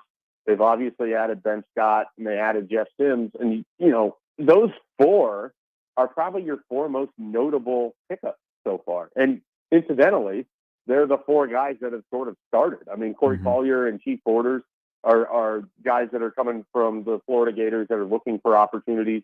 Marco Ortiz is going to be looking for an opportunity to be a long snapper. He had played before, so I guess he should probably go in that first group. But they've really kind of aggressively attacked areas on offense. It's been a little slower on defense. Now they have some veterans coming back in some spots and all of that, but they also, I don't know, what that 2 deep really looks like if you sit down and you write it out. It could get pretty scary pretty quickly with that defensive line because of just how many guys they've recruited that did not develop, that are either no longer in the program or just sort of hanging around in that defensive line room right now. Shafe, E.J. Barthel speaking yesterday was pretty confident on why they, pretty definitive on why they didn't go to the transfer portal. He says he really likes that group. And when you do kind of look at the guys we know are going to be there, but also some of the underdeveloped younger running backs too. When you kind of look at what sort of sorts itself out, I mean, is this, assuming that A.J. Allen is all in, I mean, is this is like the strongest group right now for Nebraska? On their team? Yeah. For running back? Yeah. I guess it could be. I don't know for sure. I mean, it's kind of like that dodgeball joke where, they don't even know who their best player is. I don't know if Nebraska knows what their best position group is right now. So, it can't necessarily be Steve the Pirate or running backs because they don't really know. So it could be the running back room. I mean, you return Anthony Grant, who he spoke highly of yesterday. I think A.J. Allen is kind of where that room starts for me. And then, of course, Ramir Johnson, Gabe Irvin. You got a lot of names there that we've talked about a lot. Right. But then you go and you look through the production. And if you add up everything those guys have done, does it get over 2,000 total yards between 4 running backs? I don't know that it does. And so there's still a lot that has to actually go be earned on the football field with those running backs. And I think what's interesting with E.J. Barthel is that, at UConn, through necessity and injury, they had to use a lot of guys. I would be curious if he's comfortable doing that. Like if nobody really does emerge as kind of a bell cow, if they really are able to work it through where he can utilize these guys that he's pretty excited about. And then there's also, Quentin Ivas, who we talked about as well, and Emmett Johnson, who we made sure to mention. So they've got plenty of depth. They've got plenty of interesting options there at running back, definitely. Mike Schaefer from Husker 24/7 joining us. We've had this discussion a lot, and a lot of the people that we deal with that are not frontline guys are people that are in the recruiting office, and we build relationships with them, and especially you in your industry. But Nebraska hasn't always had a ton of bodies. I mean, they have a lot of desks back where the recruiting office is on the floor there, but they haven't had a lot of bodies to fill those desks. And we know that Alabama has 103 people that are employed by football. Georgia just won their back-to-back national championships, and they average about 95 people that are employed by football. I don't ever think Nebraska will get to that, but the infrastructure is starting to grow, and kind of the hierarchy from a general manager title to the typical director of football operations and in between is all starting to come together. We were talking about this before we brought you on, Shafe, and you deal with these people that are in these roles, whether they're the Kenny Wilhites of the world or the Omar Halas, who is there now. What's your reaction, and what do you think will be the benefit to hiring a guy like CJ Cavazos to be the director of football operations? Well, I think what it does is you need someone that can sort of be your acting Matt Rule, because when you have an organization like this, Matt Rule can't be involved in all of it. So he's got to have these lieutenants, right? And so this guy is going to be kind of his lieutenant for your off the field recruiting and player realm. And in addition to that, I mean, you look at what he's done. He's filling a lot of these roles with guys that he's worked with in the past. We're talking about Mike Wallace. We're talking about Omar Hales.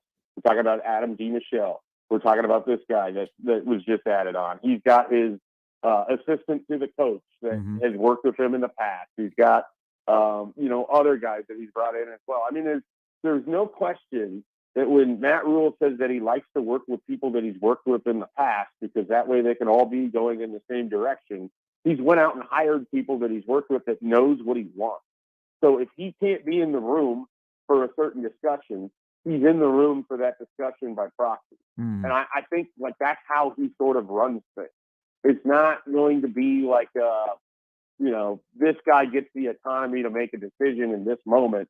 It's going to be, well, I know this is what Matt Rule would want here because we've been in this situation before and we've discussed this and this is how we're moving forward. I've talked about this because it's what I've heard from people from his time down in Carolina and at Baylor and at Temple. He's a pretty, micromanaging individual.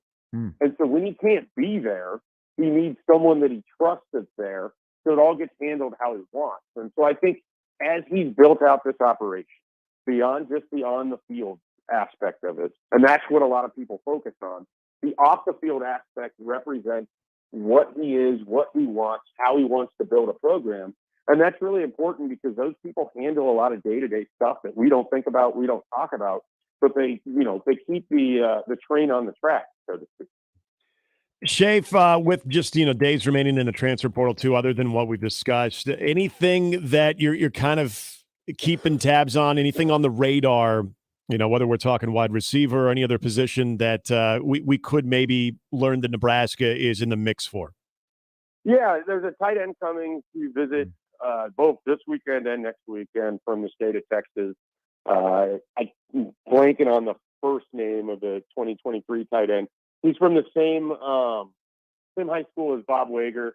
That Arlington Martin. He coached there last year. Smith Flores, I think, is his last name, right? Yep. Or Ishmael. something like that. Yes, he's a legacy. His dad played at Iowa. Yeah, and so he's coming up on the 20th, so next weekend. This weekend they have Ian Flint in. His parents, both legacies of Nebraska. That's a 2024 tight end. I'm kind of wondering, guys, if we see our first 2024 commitment this month as they kind of try to build things out moving into that class. I'm really fascinated how much work there is left to do for 2023 for this staff, or if they really start to turn the page to 2024 there's not a lot of guys out there that you would consider to be targets. That tight end is one of them. He's coming out. There's a pair of twins from Florida that were committed to Central Florida that played in the Under Armour All-American Bowl. They told reporters down there they've been talking with Nebraska. That could end up being a visit for them here in the month of January. Andrew and Michael Harris, 2 4-star linebackers, both inside guys or out. I mean, they could play inside or outside. So they would be really interesting, late additions if Nebraska could pull that off, because you're talking about a position, at inside linebacker, especially, where we don't really know what that looks like beyond Luke Reimer and Nick Henrich. So there's not a lot really to chart for 2023 at the moment. You'll keep an eye on the portal and what could potentially happen there. But I'm starting to think we're going to be moving towards 2024 sooner than later. Hey, let me get you out here on this, because now as we transition to 24, you know who the whale is out there in Dylan Raiola. How quiet do you expect that recruiting to be, whether it be from the Georgia perspective, the Nebraska perspective, USC, or wherever? Do you think this will be a really, really quiet recruiting go around for the number one prospect in the class of 24? I don't think so. I mean, we just saw the other day, he talked to Steve Wiltfong after watching Georgia win the national championship. Steve Wiltfong put the crystal ball in for Georgia. He's got a lot of respect for that program. I think he's got some pretty established relationships with guys in the recruiting world. So I think he's going to continue. And when you're the number one, recruit in the country, it's hard for things to be quiet, because everything you do is newsworthy. And I mean, it seems like he's going to probably be up to Nebraska at least a couple times in the spring. So I would imagine that this is going to be a talked about discussion. What fascinates me is, if you're Nebraska, you're giving him you're definitely going to be chasing him. How do you also make sure that you don't get caught missing out on other guys that you like if you're going after the big whale? And what I mean by that is they like Daniel Kaelin. I think Daniel Kaelin's interest in Nebraska has never been stronger, but he's now back to exactly where he was the day that he shows up to hang out for a Friday Night Lights, and Dylan Raiola is there putting on a show, and everyone's talking about how that's going to be the 2024 quarterback. So they've got to manage the aspect of, okay, we're going after a guy that everybody's going after, and we have some connections, but can we actually get him? Versus, we still need to walk out of here with a quarterback that can be our future guy down the road. And so I will be fascinated how they dance that game. So it's kind of, we both have seen a lot of Danny play football at Bellevue West, and there's a couple of wide receivers that Nebraska has interest with on that roster at Bellevue West.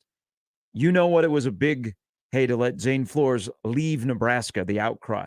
Danny Kaelin might leave Nebraska. I mean, he got one day a Miami offer this week, and then it became public that he's going to take an unofficial to Boulder to see Colorado. Do you think he is their number 2 quarterback on their board right now?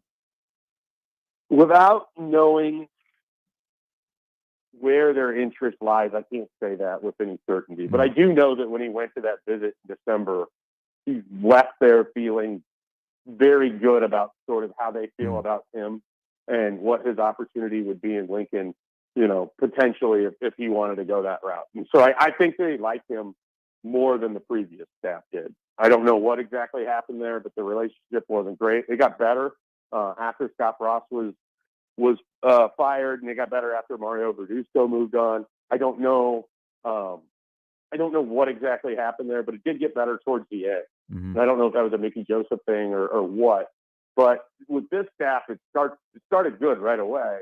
And I think if they wanted to make him their number 2 guy, that would certainly help things. But I just don't know. I mean, they have connections, and then you bring in a guy like Bob Wager from Texas, and they have all these different connections around the country.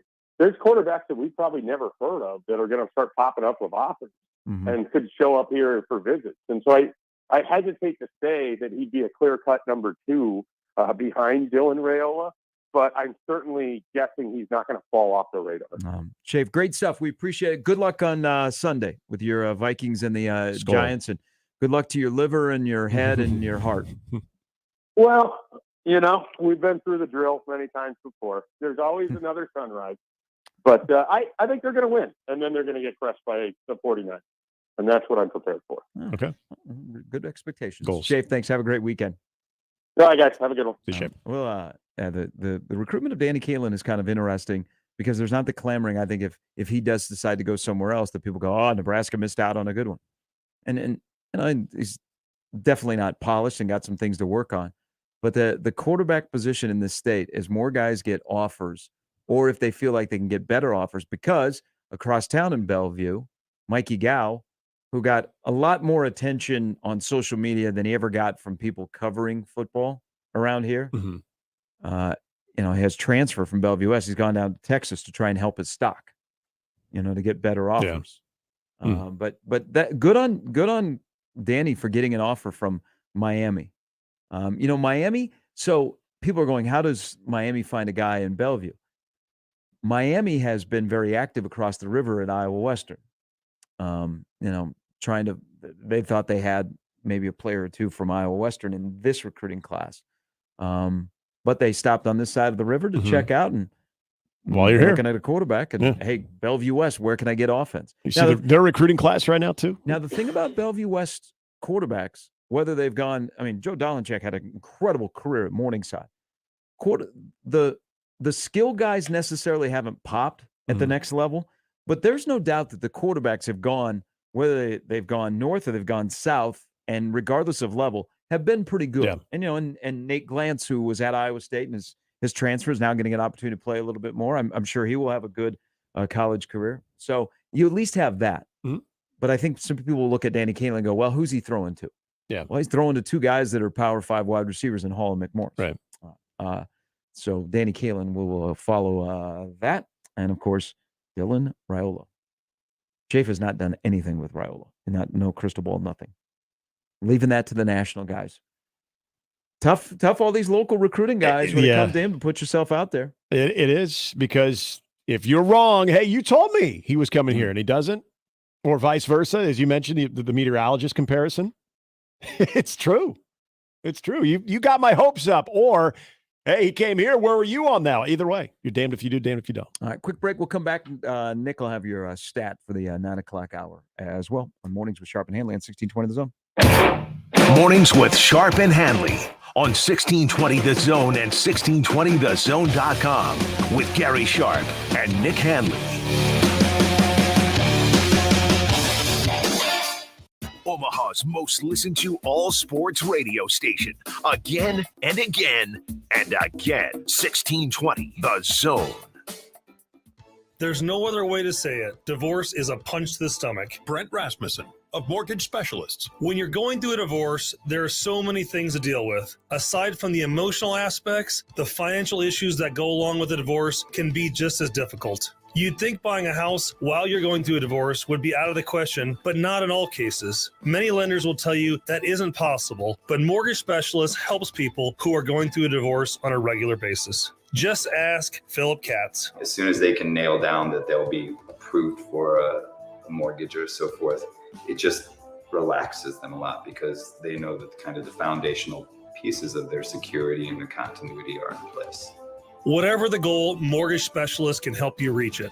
Mortgage Specialist. Driven, trusted, reliable. Click mtg-specialists.com. NMLS number 5918, Equal Housing Lender. J-Tech Construction reminds you that this time of year, your home's energy efficiency is under tension. Don't let your windows cost you by raising your energy bills this winter. J-Tech Construction will come out, assess your current windows, and make recommendations on repairs or replacement at no charge. If it's time to replace, they have the custom-made, energy-efficient windows that keep the outside out with the professional installation you would expect. Contact the official exterior and solar experts of the Huskers. J-Tech Construction, your exteriorexperts.com. Finding great candidates to hire can be like, well, trying to find a needle in a haystack, but not with ZipRecruiter. Its powerful technology actively finds and invites qualified candidates to apply to your job. So while other companies might deliver a lot of hay, ZipRecruiter finds you the needle in the haystack. See why 4 out of 5 employers who post a job on ZipRecruiter get a quality candidate within the first day. Try ZipRecruiter for free at ZipRecruiter.com/free. That's ZipRecruiter.com/free. Happy New Year. I am Coach Mike Gabinet. As we enter a new year, we want to celebrate the blessings of 2022, and your support is one of those blessings. Maverick Hockey is ranked 4th in the nation in attendance, and we just had our largest attended game since 2018. Your support made that happen. I would encourage you to buy single game tickets for the rest of the season and season tickets for next season. Get your tickets by calling 402-554-MAVS or by going to omavs.com/tickets. Finding great candidates to hire can be like, well, trying to find a needle in a haystack. Sure, you can post your job to some job board, but then all you can do is hope the right person comes along, which is why you should try ZipRecruiter for free at ZipRecruiter.com/radio. ZipRecruiter doesn't depend on candidates finding you. It finds them for you. Its powerful technology identifies people with the right experience and actively invites them to apply to your job. You get qualified candidates fast. So while other companies might deliver a lot of hay, ZipRecruiter finds you what you're looking for. The needle in the haystack.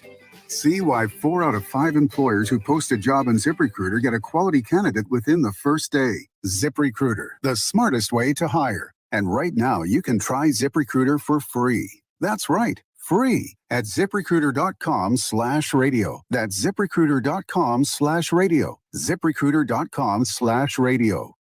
I'm former Husker Terry Keneally. And I'm former Husker Titus Adams. Titus and I used to sack quarterbacks, but now we're fighting for the children of East Omaha. Terry and I are on the board of the Q's Fund, which supports the Q's school system, made up of Holy Name, All Saints, and Sacred Heart School, which I am a proud graduate of. Our students receive a values-based education with the family support they need. And they go on to graduate high school at a 96% rate. Learn more about our children at qschools.org. Now back to Mornings with Sharp and Handley on 1620 The Zone.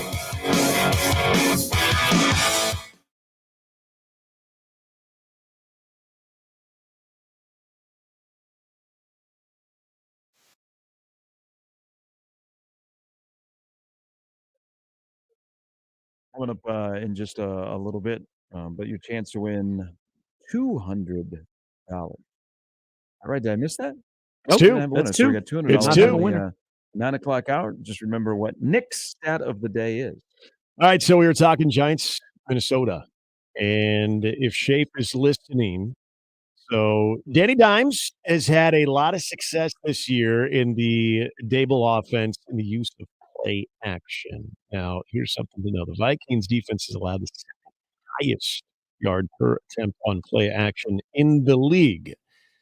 But as far as Daniel Jones' completion percentage in the play action pass, which is the third highest completion rate, it is 75.3%.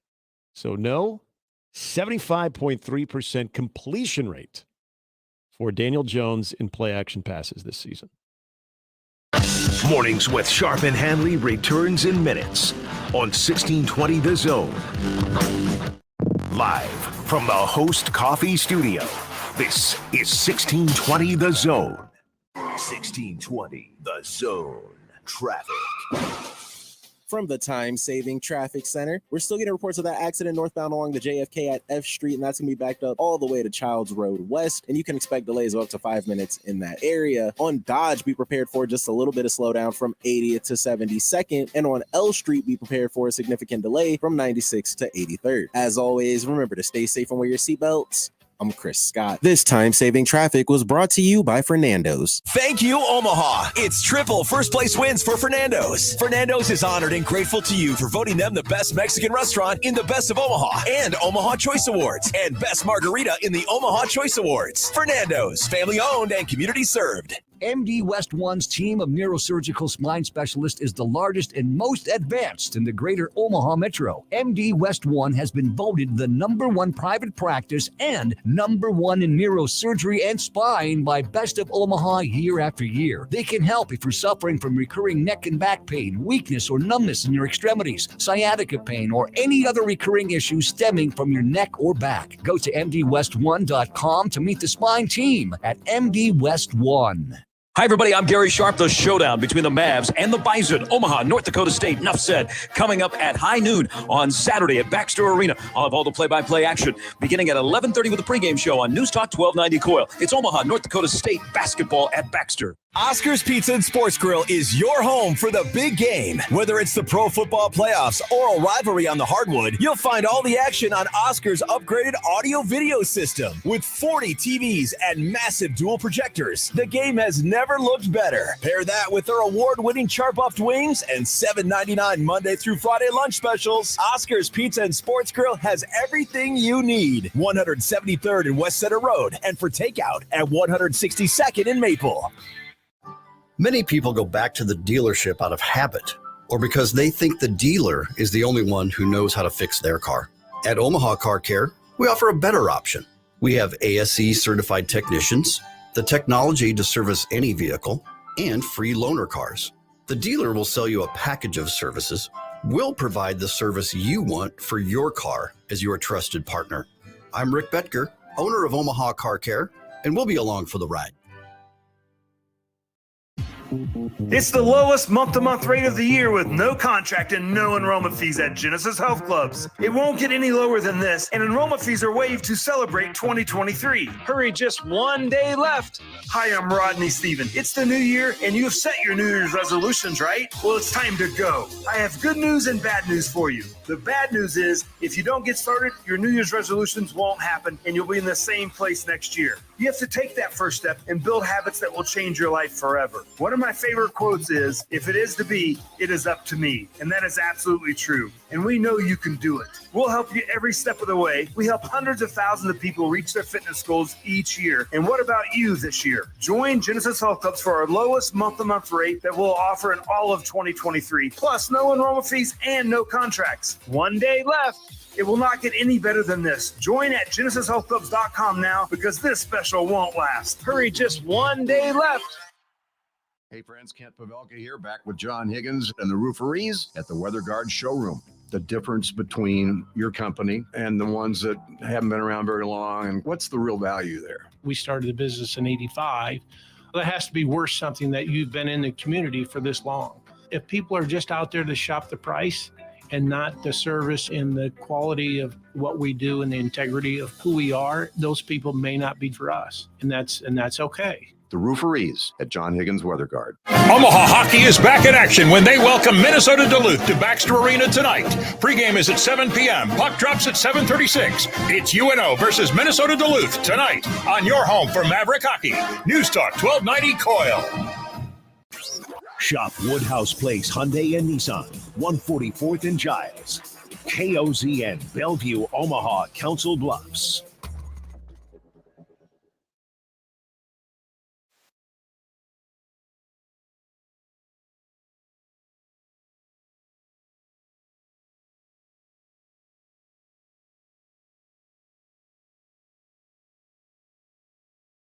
All right, a little delayed. We were busy yesterday. Ask Us Anything brought to you every Thursday by our good friends at Oscar's Pizza and Grill. Your chance to win a gift card from Oscar's Pizza and Grill, and it's a good gift card. They go have fun. Great food, great atmosphere, cold drink at 173rd and Center, or take out only 162nd and Maple. This is how it works. We take 3 questions. You ask us anything, and it could be off the wall. I've already seen a couple of the questions. Good luck today, Nick. Yes. And the most entertaining, most engaging, and the most off the wall will win a gift card. I welcome it. Yeah. And the wings look amazing, by the way. They are. I can confirm they are. They would eat about Looks 30 are not of them deceiving. right now. All right. Here we go. From Iowa JD. Hi, Iowa JD. Hey. Thanks for the email. If the Damar Hamlin incident had not happened in Week 17, but in a playoff game, how do you believe the NFL would have responded? Would they have made them play the same day, resume it on the next day, or what do you believe they would have done? That is a great question. I know they would not have had a plan in place having it happen during the playoffs. The NFL does have the buffer of the week between the conference championship games and the Super Bowl. Yeah. And that's that's there primarily to give people a chance to get everything taken care of at home before they go to the Super Bowl site where you might not get much done. Mhm. But there's also that little part of what happens if we have to move a game. Yeah. Because they did during the COVID year, they did not have that week off. Didn't they play that week? I believe they did, actually. think Now that I'm thinking about it, I think they that did. was such an odd where Yeah. Kansas City went to Tampa. The Bucs are playing on the home field for the Super Bowl because Right. it was hosted by Tampa Bay, and the Chiefs fly in on a Saturday for the Super Bowl. Right. I think they would find a way to adjust the schedule. I don't think they would say, "Hey, well, you guys have to play." Yeah. And I could tell you, or at least I'd hope, that they have now discussed that, Right. hoping it never is put into place. But if it does happen during the playoffs where, we can't just eliminate a game, Right. we'll adjust the schedule so that everybody can play. But you got to think about the NFL found out during that COVID year, the NFL will play on any day of the week. Mhm. Oh, sure. If they need if they need to move a game to like a Tuesday or a Wednesday with those kind of circumstances, they would do that. We had a Wednesday matinee. Oh, We had Washington playing at, what was it, like 4 o'clock on a Wednesday or 2 o'clock on a Wednesday? Yeah, we had a Baltimore-Pittsburgh game was like at 4 in the afternoon on a Tuesday. Chiefs Buffalo was like at 5, I think. Yeah, it was crazy. Yeah, I still don't think there's a 24-hour window where they're trying to push that game, even though it is the playoffs. I think you're looking at any type of runway that you have. And yeah, so I think having that week off, it's sort of exercised if absolutely necessary. This would have been, and that would have been a situation that I would say, yeah, it's necessary. It's a good question, though.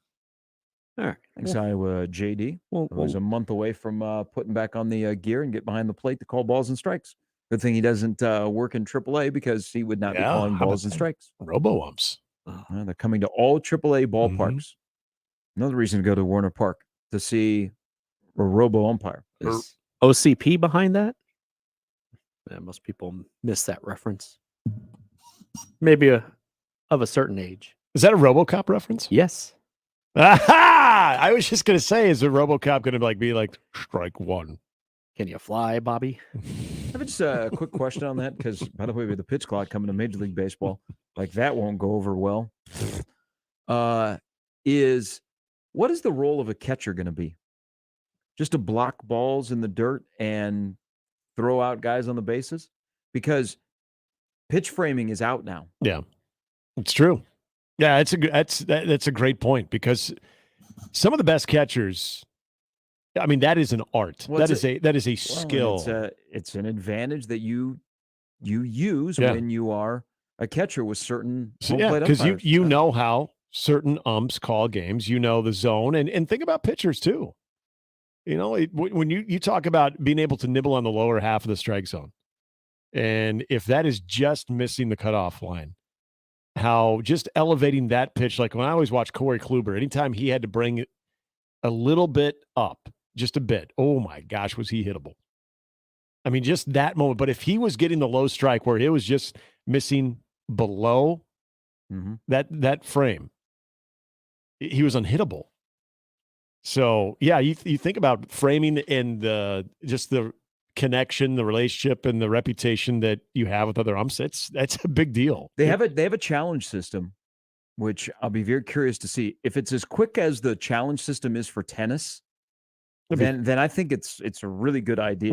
Yeah. But managers will be able to challenge 3 different times during the course of a game. But all AAA ballparks will have the robo umpire. And you can see the chalk and whether the ball was outside of it or on it. I think half the season it is the regular electronic strike zone, no challenges. And then the second half, there will be challenges. But the role of the catcher is going to change. Yeah, no doubt. I don't like it.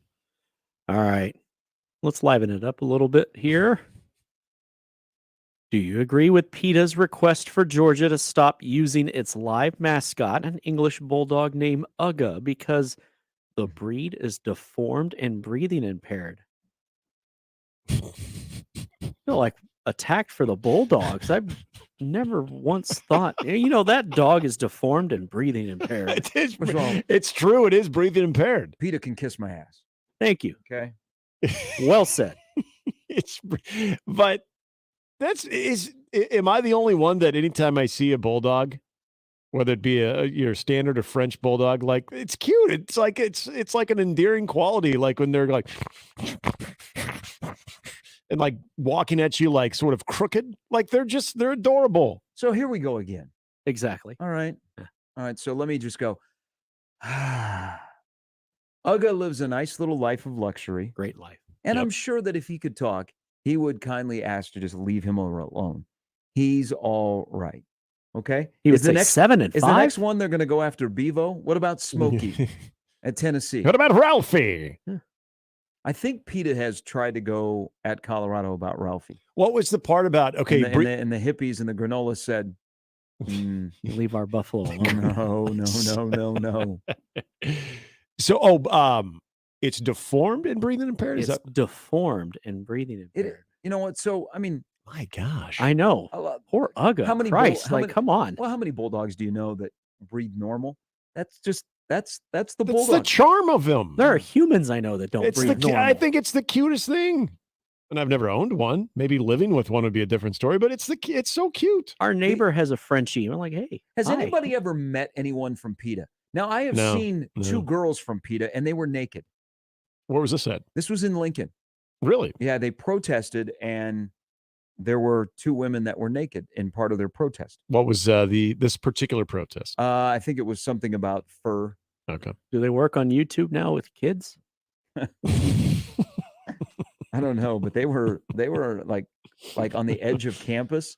I just remember like the LPD didn't know what to do. Yeah, what do you do? Because there were a lot of people flocking to the protest. Yeah. Not to support PETA, I should say. I mean, that's indecent. It's a free show. It's a protest, but that's indecent exposure. Right? Was it cold? I just picture it being cold. You know what? Do you think that I've never met anybody from PETA, though. Do you think that a mascot loves their job more than the average PETA person loves their job? Oh, Uga has a great life. Well, Except when he almost got gored by Bevo, but remember when we were talking about him not flying? Like they had his well-being in mind. Like, well, he's not going to make a cross-country flight. Like that's thinking about Uga. That's not like I don't care. At the He's got Liberty to be Bowl, there. At the Liberty Bowl, I saw Arkansas's pig. He had this massive pig mobile. It was life of luxury. Steve said, I am a LSU fan. PETA came after Mike. Oh, you don't come after Mike. You talk about Mike. I saw Mike when we played down there a few years ago. Mike is Paid my thriving. respect. Mike is thriving. I mean, Uga lives a really, really good life. Yes. Now, if you wanted to come after something Little Red, there you go. PETA wants to take on Little Red. No, a lot of people that'll help. Has anybody ever met anybody that's with PETA? No, I've never have. Has anyone met Little Red? You're witnessing. Yes. You've met a Little Red? Met a couple of a guy and a gal who have been Little Red in their career. Your what do you say, interaction, but your witnessing of two members of PETA is a closer encounter than I've ever had.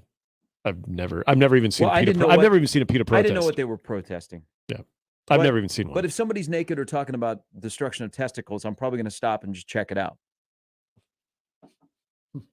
Just curious. And those are my two recent protests that I stopped and looked at, and they're separated by many years. The PETA one was in Lincoln, and then the one, and they've kind of done a better job of getting them out of downtown Lincoln on football Saturdays. Yeah. The people that will protest like the mutilation of your. You've not seen that? No. Oh, they have. Wait, what? I got some interesting phrases and comments and banners that they hold. The mutilation of testicles. Yeah. This is That a was, protest that's been going on. That was last year. Right down like in the Haymarket. Right on the corner. You know, Jackie Sherrill once castrated a calf for Wow. his Aggies teams to inspire them for the Texas game. I mean, nothing brings out the emotion in this. Well, is country it? like college football. Was it PETA? No, I don't want to paint him with a bad brush. Was it PETA that was part of the fans jumping on the court for the Twins, or not Twins, but for the Wolves owner, Timberwolves owner? Well, they were talking about it. What Glenn Taylor's chickens? Yes. I Was don't know, that she PETA? truly PETA? Did PETA lay claim to that protest? I don't Was it like know an if they offset did. faction? Well, remember, you had people chaining themselves to the trying to change themselves to the hoop, and then you had one gal dressed up as a ref. She was gonna call a technical and throw him out of the game. Yeah, that went over well, because then you had the guy that was sort of bird-dogging her the whole time and waiting for her to do something, and then as soon as she like tried to jump out of her chair, he just tackled her. Oh God. Okay, so this is the thing. wow. It's urged the University of Georgia to stop bullying dogs. Wow. It started by a TCU alum by chance?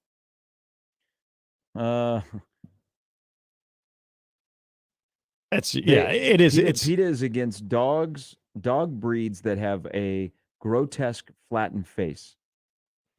You know what? You call him the dog grotesque. That's kind of mean. This Who is are on they you. to decide who's Yeah. grotesque? I think they're damn cute. UGA's continued use of a live bulldog mascot drives up demand for these dogs that have been sentenced to life of suffering.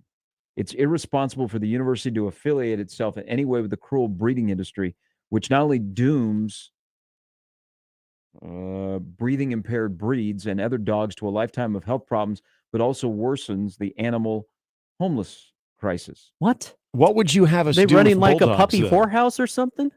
Oh, by the way, they have who you could contact at Georgia. You would expect the athletic director, No. Kirby Smart. Kirby Smart. All right, get him on. We need to reach out to Kirby Smart. Reach out to Kirby Smart. He handles a lot of the big, just the overall big picture stuff there. They claim that Georgia treats UGA like sporting equipment. Have they not seen his setup? His doghouse with his air conditioning is perfect. I know. He has a better setup than some humans. And he's got buddies, yet they're all separated by their little fence there too. You got the next up and coming UGA. Yeah. Which His number? apprentice. Which number are we on, by the way? This will be 11. The next one. Okay. Please Yeah, contact stop. Georgia officials and urge them to replace the school's live bulldog mascot with a willing human one. Well, They did. have a human one. They have Harry. He was present at the national championship game. He made the trip. UGA didn't because they kept UGA's health in mind. We believe that universities and professional sports teams should have costume human mascots who engage with fans, pose for pictures, lead cheers, and pump up the crowd. Until their actions become offensive towards animal breeds. They also reference the Bevo incident with UGA. Mm-hmm. At one football game, a live dog mascot was almost trampled by a steer. It's not trampled. He was almost gored. There's a difference. Get it right. Yeah. Now, Ralphie is almost trampled. Humans. Georgia, can you not find a willing human to be your mascot? They have one. Pay attention. They have one. Being forced into a bright stadium full of screaming fans and frightening noises is stressful and terrifying for sensitive animals, including dogs who are affectionate and loyal and would much rather be at home with loving guardians. They have their. I mean, hell, that's me. They're handlers right there. Did you not see at the Ohio State-Georgia game? UGA was sleeping. Yes. Well, that game was going down to the final. He wasn't stressed. He was not stressed. Not a care in the world. He was getting some good sack time. You know what this is? This is their rallying cry next year to win a third straight. They Oh, disrespected true. our dog. Because 8 and 4, and you're coming after UGA. Kirby's getting some people reaching out to him about UGA, and it's pissing him off. Mm-hmm. That's going to be the speech next year. Chip growing. F-bomb, F-bomb, F-bomb. Let's do it for UGA. Let's go. That chip right there is growing. UGA is a great mascot. Yeah. Long live UGA. Yeah. I love bulldogs too. How dare they Long call them live bulldog. grotesque and deformed? Are they breathing impaired? Yeah, I'm sure they probably are. You don't make that noise if you don't have some type of some nasal issue going on. But come on, to say they're grotesque, that's on you, PETA. Says you, maybe. I want to see some Bulldog supporters protest PETA. Yeah. Well, Yeah. I'm sure they are.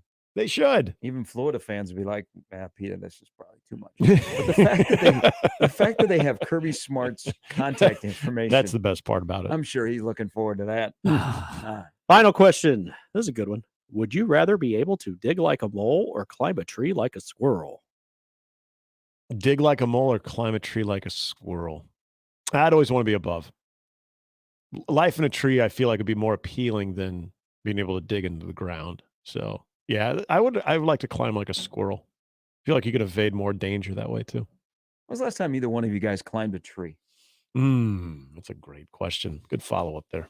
It's Bush been a while. administration? First Bush? Like as a protest? No. As entertainment. Like what were you doing in Berkeley and you climbed into a tree and wouldn't leave? I was protesting them taking away a toy. Yeah. I had to climb a tree. Well, no, I didn't climb it. I had to climb a tree I used to do some work over at Elmwood when I was freelancing. So I worked on the golf course. And when we'd have some wind storms or severe storms come in, there was times we'd have to kind of climb up and shake some of the branches that were almost completely knocked down, like completely free, the ones that we couldn't reach with tools. So it would have been within the last 15 years. Not being able to dunk a basketball or climb a tree is something I will not be able to overcome. I always wanted to climb a tree because my friends would climb trees, but I just couldn't make it up the tree. Is that what got you on your kick of building up them calves? Yeah. Okay. So I would like to be a squirrel because I think it's cool when squirrels climb a tree, how fast they can go and how high they can go. And I always wanted to climb deep into, a tree. Would anybody choose to a mole and dig like a mole?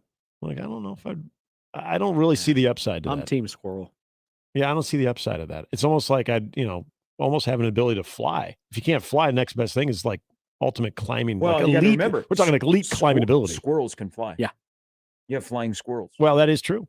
And it's not just a baseball team in Richmond, Virginia. Yeah. Squirrels can fly. So you can climb and fly. Yeah, that's what else would you need? Why would you want to get down in the dirt? I think we need to look deeper into squirrels may have a really, really good underrated life. No, don't. You want me to get Pete on this one? I'll tell you exactly why you should not be talking about squirrels having a charmed life. Have you ever seen a squirrel on a campus that is like afraid? No. Oh, that's so cute. I mean, they get whatever they want. People feed them. Yeah, and then you see the fat squirrels. The squirrel life probably is better than we think. Oh, I bet. As long as they stay out of the road, you're fine. And the transformers that can knock out power to an entire campus. Yeah. I would say Stay most off of the us try to lines. avoid them on the road too. I think everybody gives their best effort too. So, I mean, even when that's going on, I think people are mindful of trying to avoid it. We've solved a lot of things here. Peter, you're welcome. Educate and entertain. Matt Verzal joins us next. He does all of the above.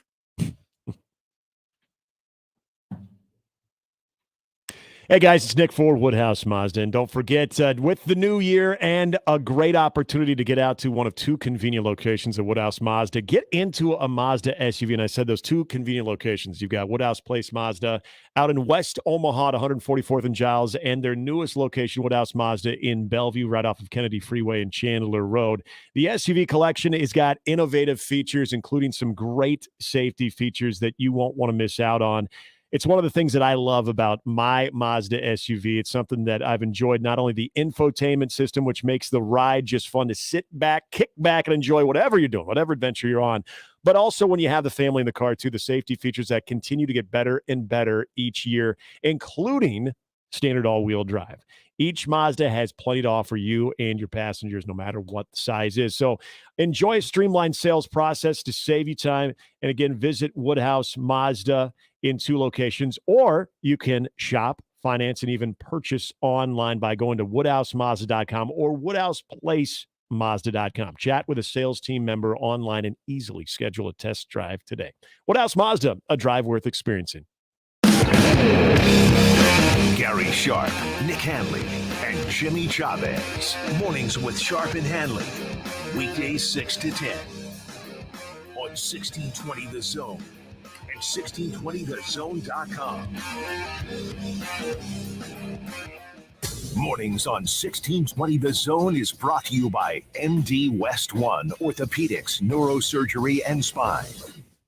The Connor Happer Show. There's no one in the history of sport who loves to hit you with a video of himself chopping wood at 4:30 in the morning more than Justin James Watt. And he wants you to know about it because you're lazy and he's the hardest worker in the room. I say, if we're going to be okay with putting mediocre players in the Hall of Fame, then sure, what better place to start than J.J. Watt? Wow. The Connor Happer Show, weekdays from 10 to 2 on 1620 The Zone. Your Omaha area forecast from the Godfather's Pizza Weather Center and KETV News Watch 7 on 1620 The Zone. Cold and quiet to finish off the week Friday. Expect clouds in the morning with more afternoon sunshine. Wind will be light to calm most of the day with highs around 30. I'm meteorologist Sean Everson from KETV News Watch 7. Mornings with Sharp and Handley, brought to you by MD West One Orthopedics, Neurosurgery, and Spine on 1620 The Zone. 1620 The Zone will be on location Friday, January 27th at the American Cancer Society's Hope Lodge, Nebraska. Stop by and drop off a donation of paper products, gift cards, or cash. Listen to 1620 The Zone and visit cancer.org/pinkout. Winning comes without a guarantee. Focus, discipline, and extraordinary effort make winning more likely. Sometimes our greatest wins come from major setbacks. Coming back from a serious injury is a win that requires teamwork. At Berry Law, we're in it to win it. If you have been seriously injured in an accident, call Berry Law today. 402-999-7777. Research shows listeners prefer a personalized experience. So to help you remember, Liberty Mutual customizes your home insurance. We personalized this ad for Amber, who really misses boy bands from the 90s. Hey girl, I'm the cute one, here to tell you how Liberty Mutual customizes your home insurance so you only pay for what you need. I'm the heartthrob. The only thing I love more than you is saving. And I'm the other boy in the band everyone forgot about. Only pay for what you need at libertymutual.com. Liberty, liberty, liberty, liberty. Options with Host Coffee. The most impressive selection of office coffee, water options, healthy food options, and vending technologies. Host Coffee, serving you since 72. Be a part of the Host Coffee team today. If you'd like to work for a trusted and loyal family-owned company that understands the needs of working families, Host Coffee has your opportunity. Apply at hostcoffee.net. Explore a career in broadcasting. Jobs in advertising sales, news, sports, digital content, and more are available at the Nebraska Broadcasters Association Virtual Job Fair on now at broadcastersvirtualjobfair.com. See the kinds of jobs available, as well as specific positions here at 1620 The Zone. You can apply for jobs online. It's on now, brought to you by 1620 The Zone at broadcastersvirtualjobfair.com. 1620 The Zone, a station of NRG Media, is an equal opportunity employer. There's no other way to say it. Divorce is a punch to the stomach. Brent Rasmussen of Mortgage Specialists. When you're going through a divorce, there are so many things to deal with. Aside from the emotional aspects, the financial issues that go along with a divorce can be just as difficult. You'd think buying a house while you're going through a divorce would be out of the question, but not in all cases. Many lenders will tell you that isn't possible, but Mortgage Specialists helps people who are going through a divorce on a regular basis. Just ask Jody McGill. We always try to partner our clients with other professionals to help guide them through the difficulties of making decisions during that process.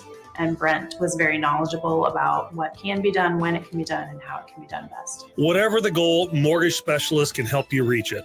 Mortgage Specialists, driven, trusted, reliable. Click mtg-specialists.com. NMLS number 5918, Equal Housing Lender. And we're back. Mornings with Sharp and Handley. Here's Gary, Nick, and Jimmy on 1620 The Zone.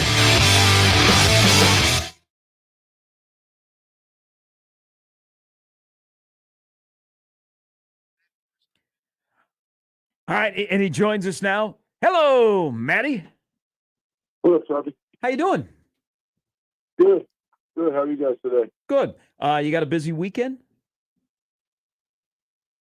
Yeah, we got what we got? Well, we got some bad news this morning. Our server got stuck in the fantastic, amazing city of Grand Island. Okay. I've got another kid that's supposed to work this morning that's got kidney stones.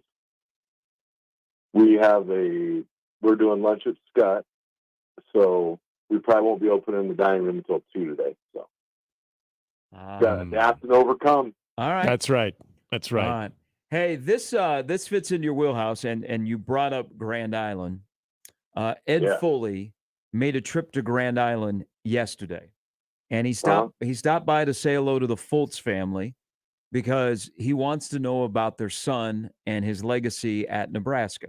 And you know this, and I think you've met Gerald before. He opens his door, great big bear hug, big smile. But then Ed decided to tour your stomping grounds in Grand Island and where he went. So he's got pictures of Sin City. And then I'm not sure where he went for lunch, but he walked down Main Street in Grand Island and downtown. Then he went to Go Big Red Treats. And then he finished it off by taking a picture of the Grand Island Senior High School. Not a bad day in the 308 for Ed Foley. Yeah, not at all. He probably went, well, if he would have went to Ruff's, I'd be impressed, but he didn't. So that's a bar in town. You got a Balls sports bar? Nah. Dude, nah. It ain't about that life. Ruff's a little more gangster, a little more old school. Where I actually got my first bartending gig of my life, so it was awesome. How old were you? I went to 8 at Coney Island.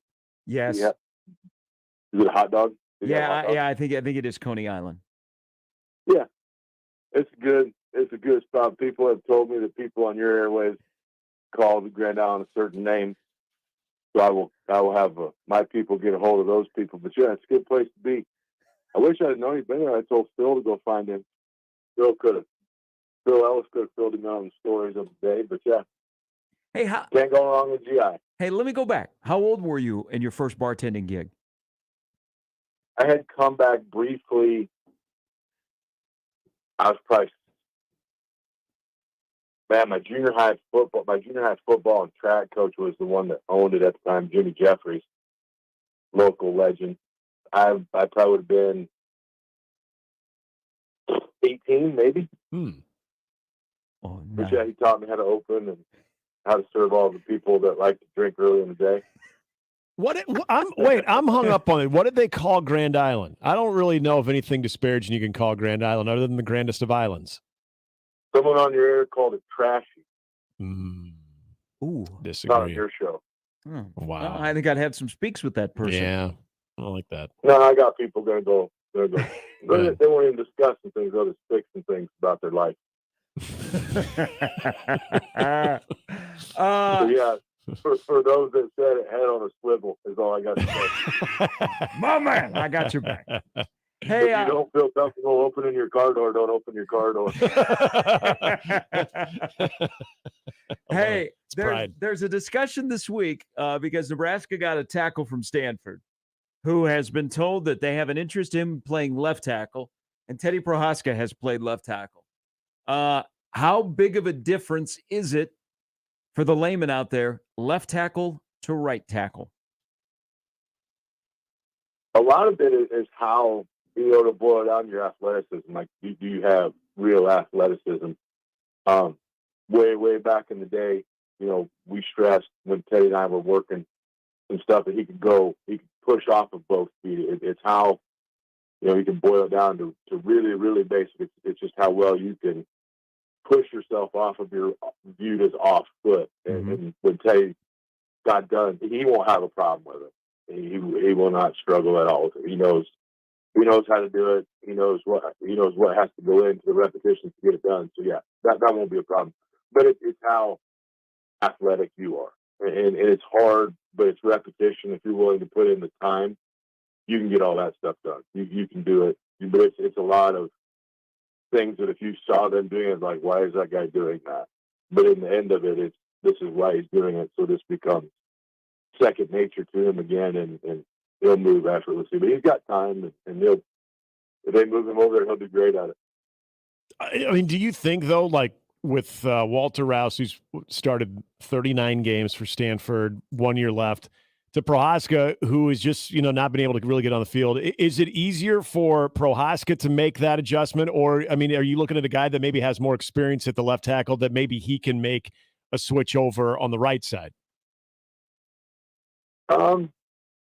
the big thing for me is to make sure strength and athleticism guy gets them in shape. There's obviously deficiency somewhere in the trunk that's causing some of these knee issues. So hopefully he can get that handled. What you're probably looking for most is an anchor. And, the guy coming in has got a lot of experience. He's played the position. He's old. Stanford, so he's got to be pretty smart. But it would be, I don't think it's any slight. I don't think it's anything. It's just like, hey, if we can anchor this one spot, and then we'll build the rest. That's it's a big deal, but it's not a big deal, to double speak. But if that kid came in and said, hey, I'm going to feel most comfortable at left, I'm going to make a lot of money at left. If they want to move me to right, I'd rather they move me to right in the league. So if that kid comes in, he can do it, and now you have something you can count on game in and game out. Perfect. And you put it at ease. You always know you have a backup plan. If he would be unfortunately injured, then you can slide Teddy back over and away you go. So. Hey, the first and foremost, Teddy being healthy is a great benefit. And I mean, he took one for the team last year, being on the field earlier than he should have been. What is your expectation with a full, healthy Teddy Prohaska for a whole year? What's your expectation for him in 23? I mean, just from a player aspect, just that he gets back to being an ass kicker. If he can get back into that mold, then the rest of it will fall in line. The rest of it will just kind of come behind it. And if that's all conference, if that's second team all conference, whatever it is, if he can just get right where he trusts everything in his, you surgically repaired a leg twice now. Yep. So you got to get that trust built back up in that. But that mentality, once he feels it, once he plans with it, once he knows it's trustworthy, the sky is the limit because he's got every measurable they needed. Like I've literally beaten this horse to death. But if you get him back in the athletic shape that he showed up in, he can be dominant. He really can. But you got to get him back to that. You got to get him back to where he was a big kid, and when he could focus on offense, he was doing really well. He was playing against a guy that's playing on Sunday that's making a lot of money. He did pretty good at it. His first or second start. Yeah, Mr. Hutchinson. Now, that's not a whole career, but it's a good building block. So if you get into that point and just let him be an a-hole, you'll be fine. Versus something we've been talking about, you obviously know the importance of too when it comes to what Rule is doing with his recruiting staff. This is something that we've been talking about a lot today, and that's just the amount of analysts and the talent evaluators.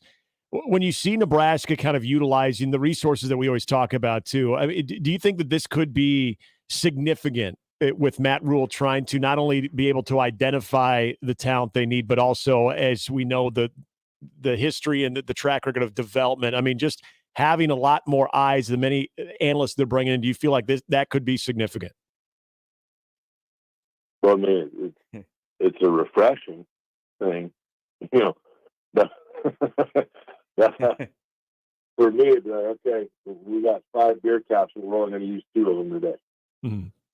And that's, I got Rob Luke coming in later, so he's responsible for 2 on his own. So, how like I want to, at the end of every day, if I'm a coach, if I'm an assistant, if I'm a staff member at Nebraska, I literally have any and every asset at my disposal. Legit. That's not, some people will say that. Nebraska is about that. If I don't exhaust every option every day, I've wasted my time, I wasted the university's time, I wasted my family's time. I've let everybody down. And so little things, we'll almost cuss that. Little things matter, right? Totally going and spending time in GI seems stupid to the super hardcore, jacked up Husker fan, but at the end of it, it matters because you're trying to win the state back because the state has felt neglected. Mm-hmm. The state has felt, well, we've got all these kids leaving town, and they don't care. previous staff. It doesn't bother me. Like, it bothers me that the Bramer left. Like, it really, really bothers me. I think it bothers the staff. But I get it. Okay? So now let's get ourselves in a position where I have every asset at my disposal. I make sure Bramer never leaves the state again when the next one comes. Yeah. Because there'll be another one. There'll be another 6, 7 kids, sweet hands, inline blocker, dad's a hard ass, knows the game of football. There's going to be another one. Yeah. Don't let it go away. Zane Flores will come around again. Don't let him get away again. Don't. Like, that one chaps my ass too. You know, you can go down the line. Yeah.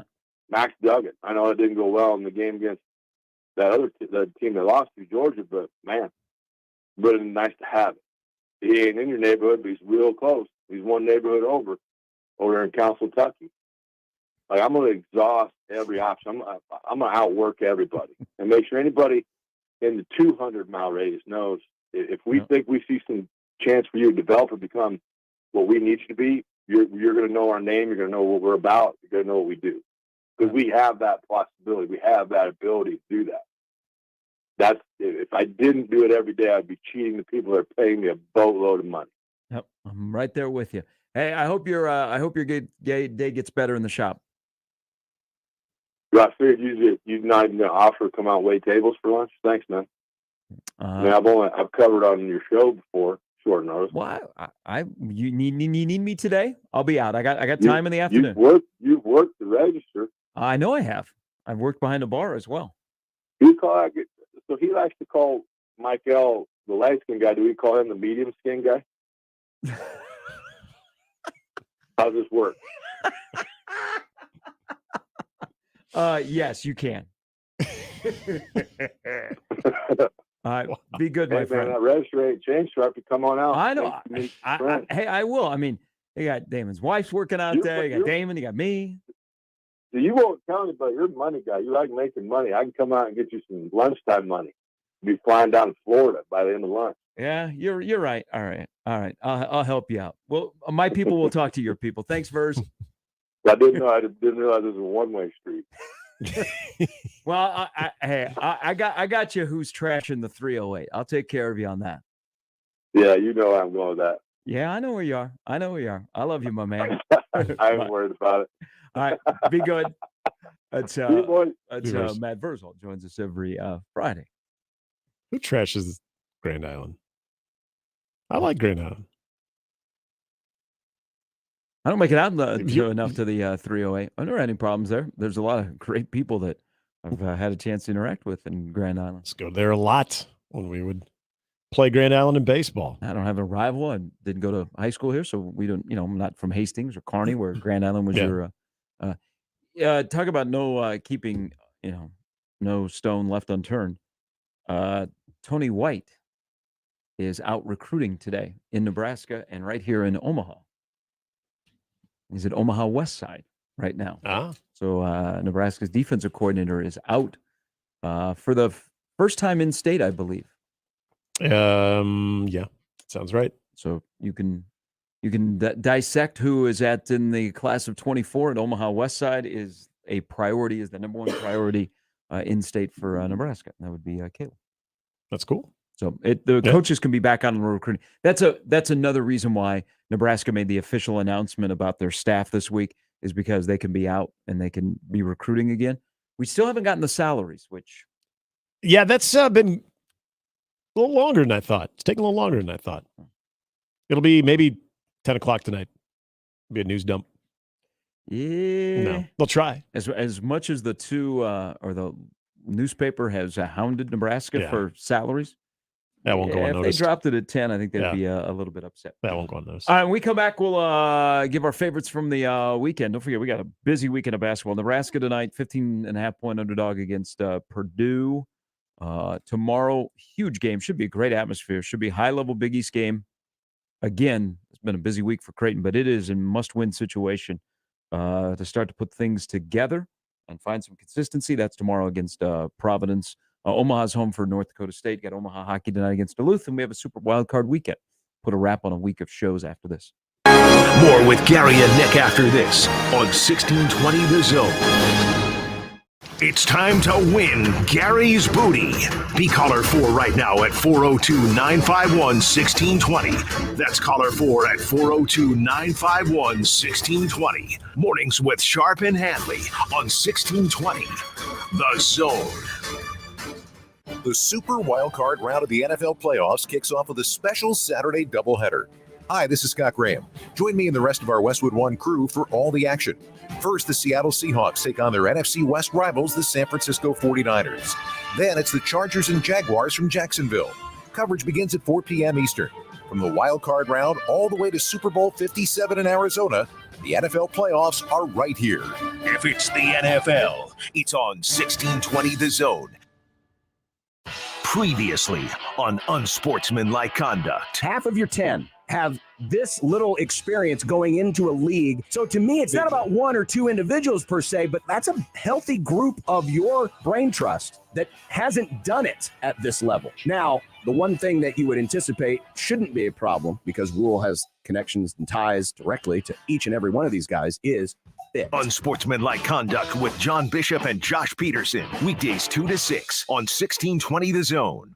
Thank you to everyone who voted for MD West One in the Best of Omaha contest. We are thrilled to announce MD West One has been named the #1 private medical practice in Omaha for 4 years in a row. MD West One is also named first place in the orthopedic surgery and neurosurgical spine surgery. Our 34 board certified surgeons specialize in treating every bone, joint, or muscle condition from head to toe. Go to mdwest1.com to meet the #1 place to go for orthopedic, neurosurgery, and spine.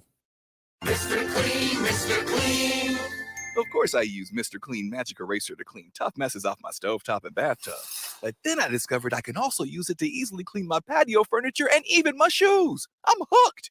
And when wipes won't cut it, I use Magic Eraser Sheets. They're thin and flexible erasers, perfect for everyday messes, like gunk on my counters and sinks. They really are magical.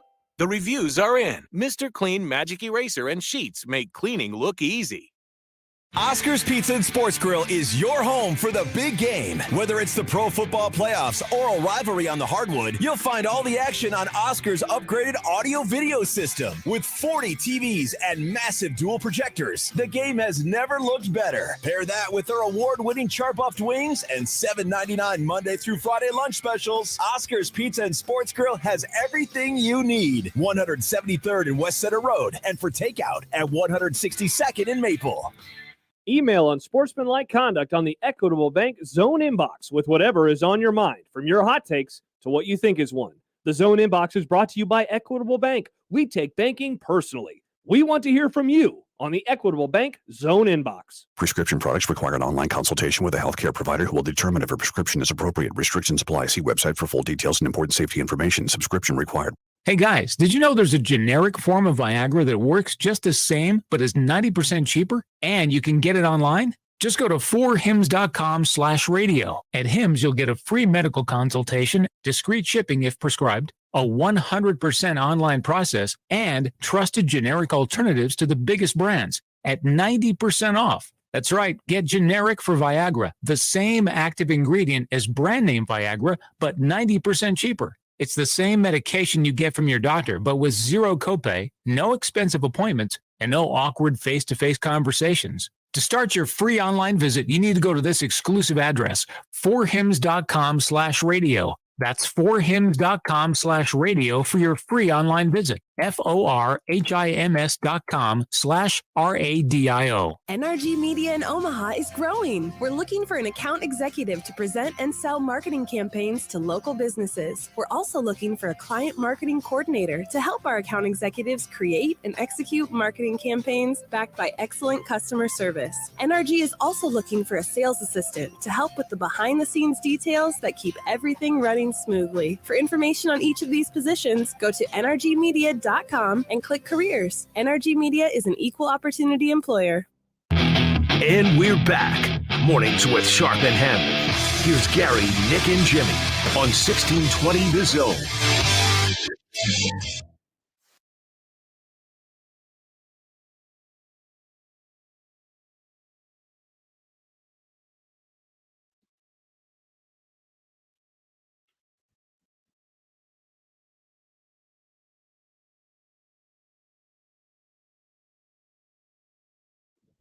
All right, to wrap up a feel-good football Friday fiesta in a weekend of the Super Wildcard playoffs.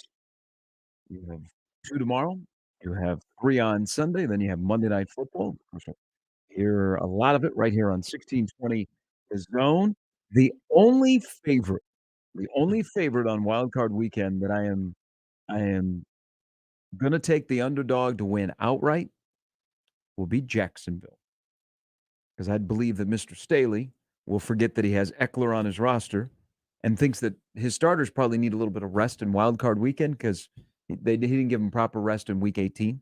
I like Jacksonville in a close game that may come down to a final kick or even in overtime as the only underdog, according to FanDuel, use the promo code ZONE, that I think will win outright as a underdog. I'm not as confident as a lot of people are in the Giants to go into US Bank Stadium. That line currently sits at 3. Yeah. In fact, I'm with Shafe, man. Angry Shafe is the best. I have a lot more confidence in the Vikings in this one than I do with the Giants. And that number at 3, yeah, I love that. I think the Vikings are going to be just fine. So you're saying I should stay up and watch the Cowboys game because I'll be pleased with the result. Oh, you have to. Get a grandpa nap in. All right. For Monday night. Yeah. We'll talk about that on Monday. The Bengals-Ravens line sitting at about 9.5. No Lamar Jackson. No. A defense, I don't know if they'll be able to chase Joe Burrow. But there could be an offensive lineman. A key offensive lineman, Cables, could be out for Cincinnati. I just need Jacksonville to win this weekend because I don't like the Chiefs facing the Chargers as they're getting healthy. And then I need the Bengals to win against Buffalo next week and the Chiefs to beat Jacksonville, and we'll be all good. We'll have a rematch of the AFC Championship Oh, so game. you don't mind them playing Cincinnati. Okay. No, because home field the advantage. Chiefs played awful a game in Cincinnati a I couple agree. weeks ago. Yeah. I don't buy into what everyone's as much saying. as Joe Burrow drives me nuts because I want to like him, but he's not on my team. Because I like people that walk the fine line between cocky and confident. Yeah. And Joe Burrow does that. And I wish he was on if he was on my team, I'd bought a jersey yesterday. But I would like another crack at the Bengals. I'll take it. I'll take it. Asking Joe Burrow and the Bengals to do that twice, going to Kansas City. It won't happen. AFC Championship game.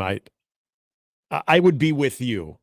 I would feel more confident about that than playing Buffalo and say Atlanta or somewhere else. Because Buffalo's offense is really predictable. They don't look quite right. They haven't for some time.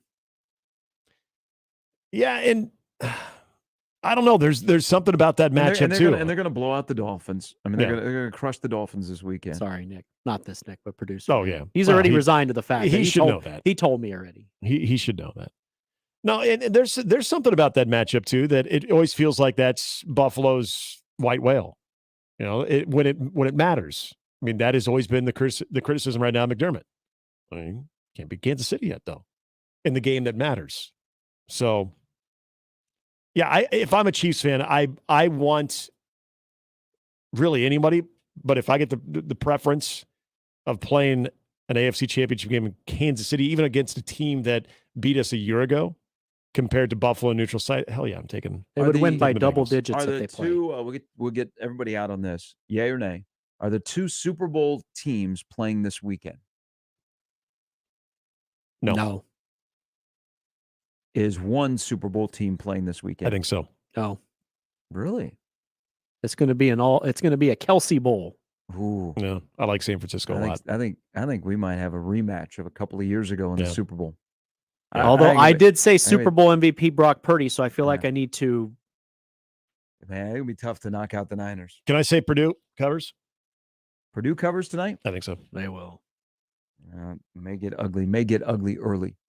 I think an accomplishment for Nebraska is if you get that to the second media timeout in the second half and the game is 8 to 10 to 12, that's at least something. Mm-hmm. And Creighton wins tomorrow because they have to. Well, Jimmy, there's a lot of things in life where you have to, and it doesn't necessarily come true. I know, but they got to draw a line in the sand. I think they get it done. I'm fascinated on that line, though. I wouldn't shock me if Creighton is a slight home favorite. That'll come out a little bit later. Everybody enjoy your sporting weekend. The weather around here is supposed to be fabulous. So get out, make memories, have fun. You missed any of the segments on a busy weekend on Mornings with Sharp and Handley. They're up on the radio replay page. We'll be in on Monday to recap a full weekend at 6. Next up, Connor Happer. Just a reminder,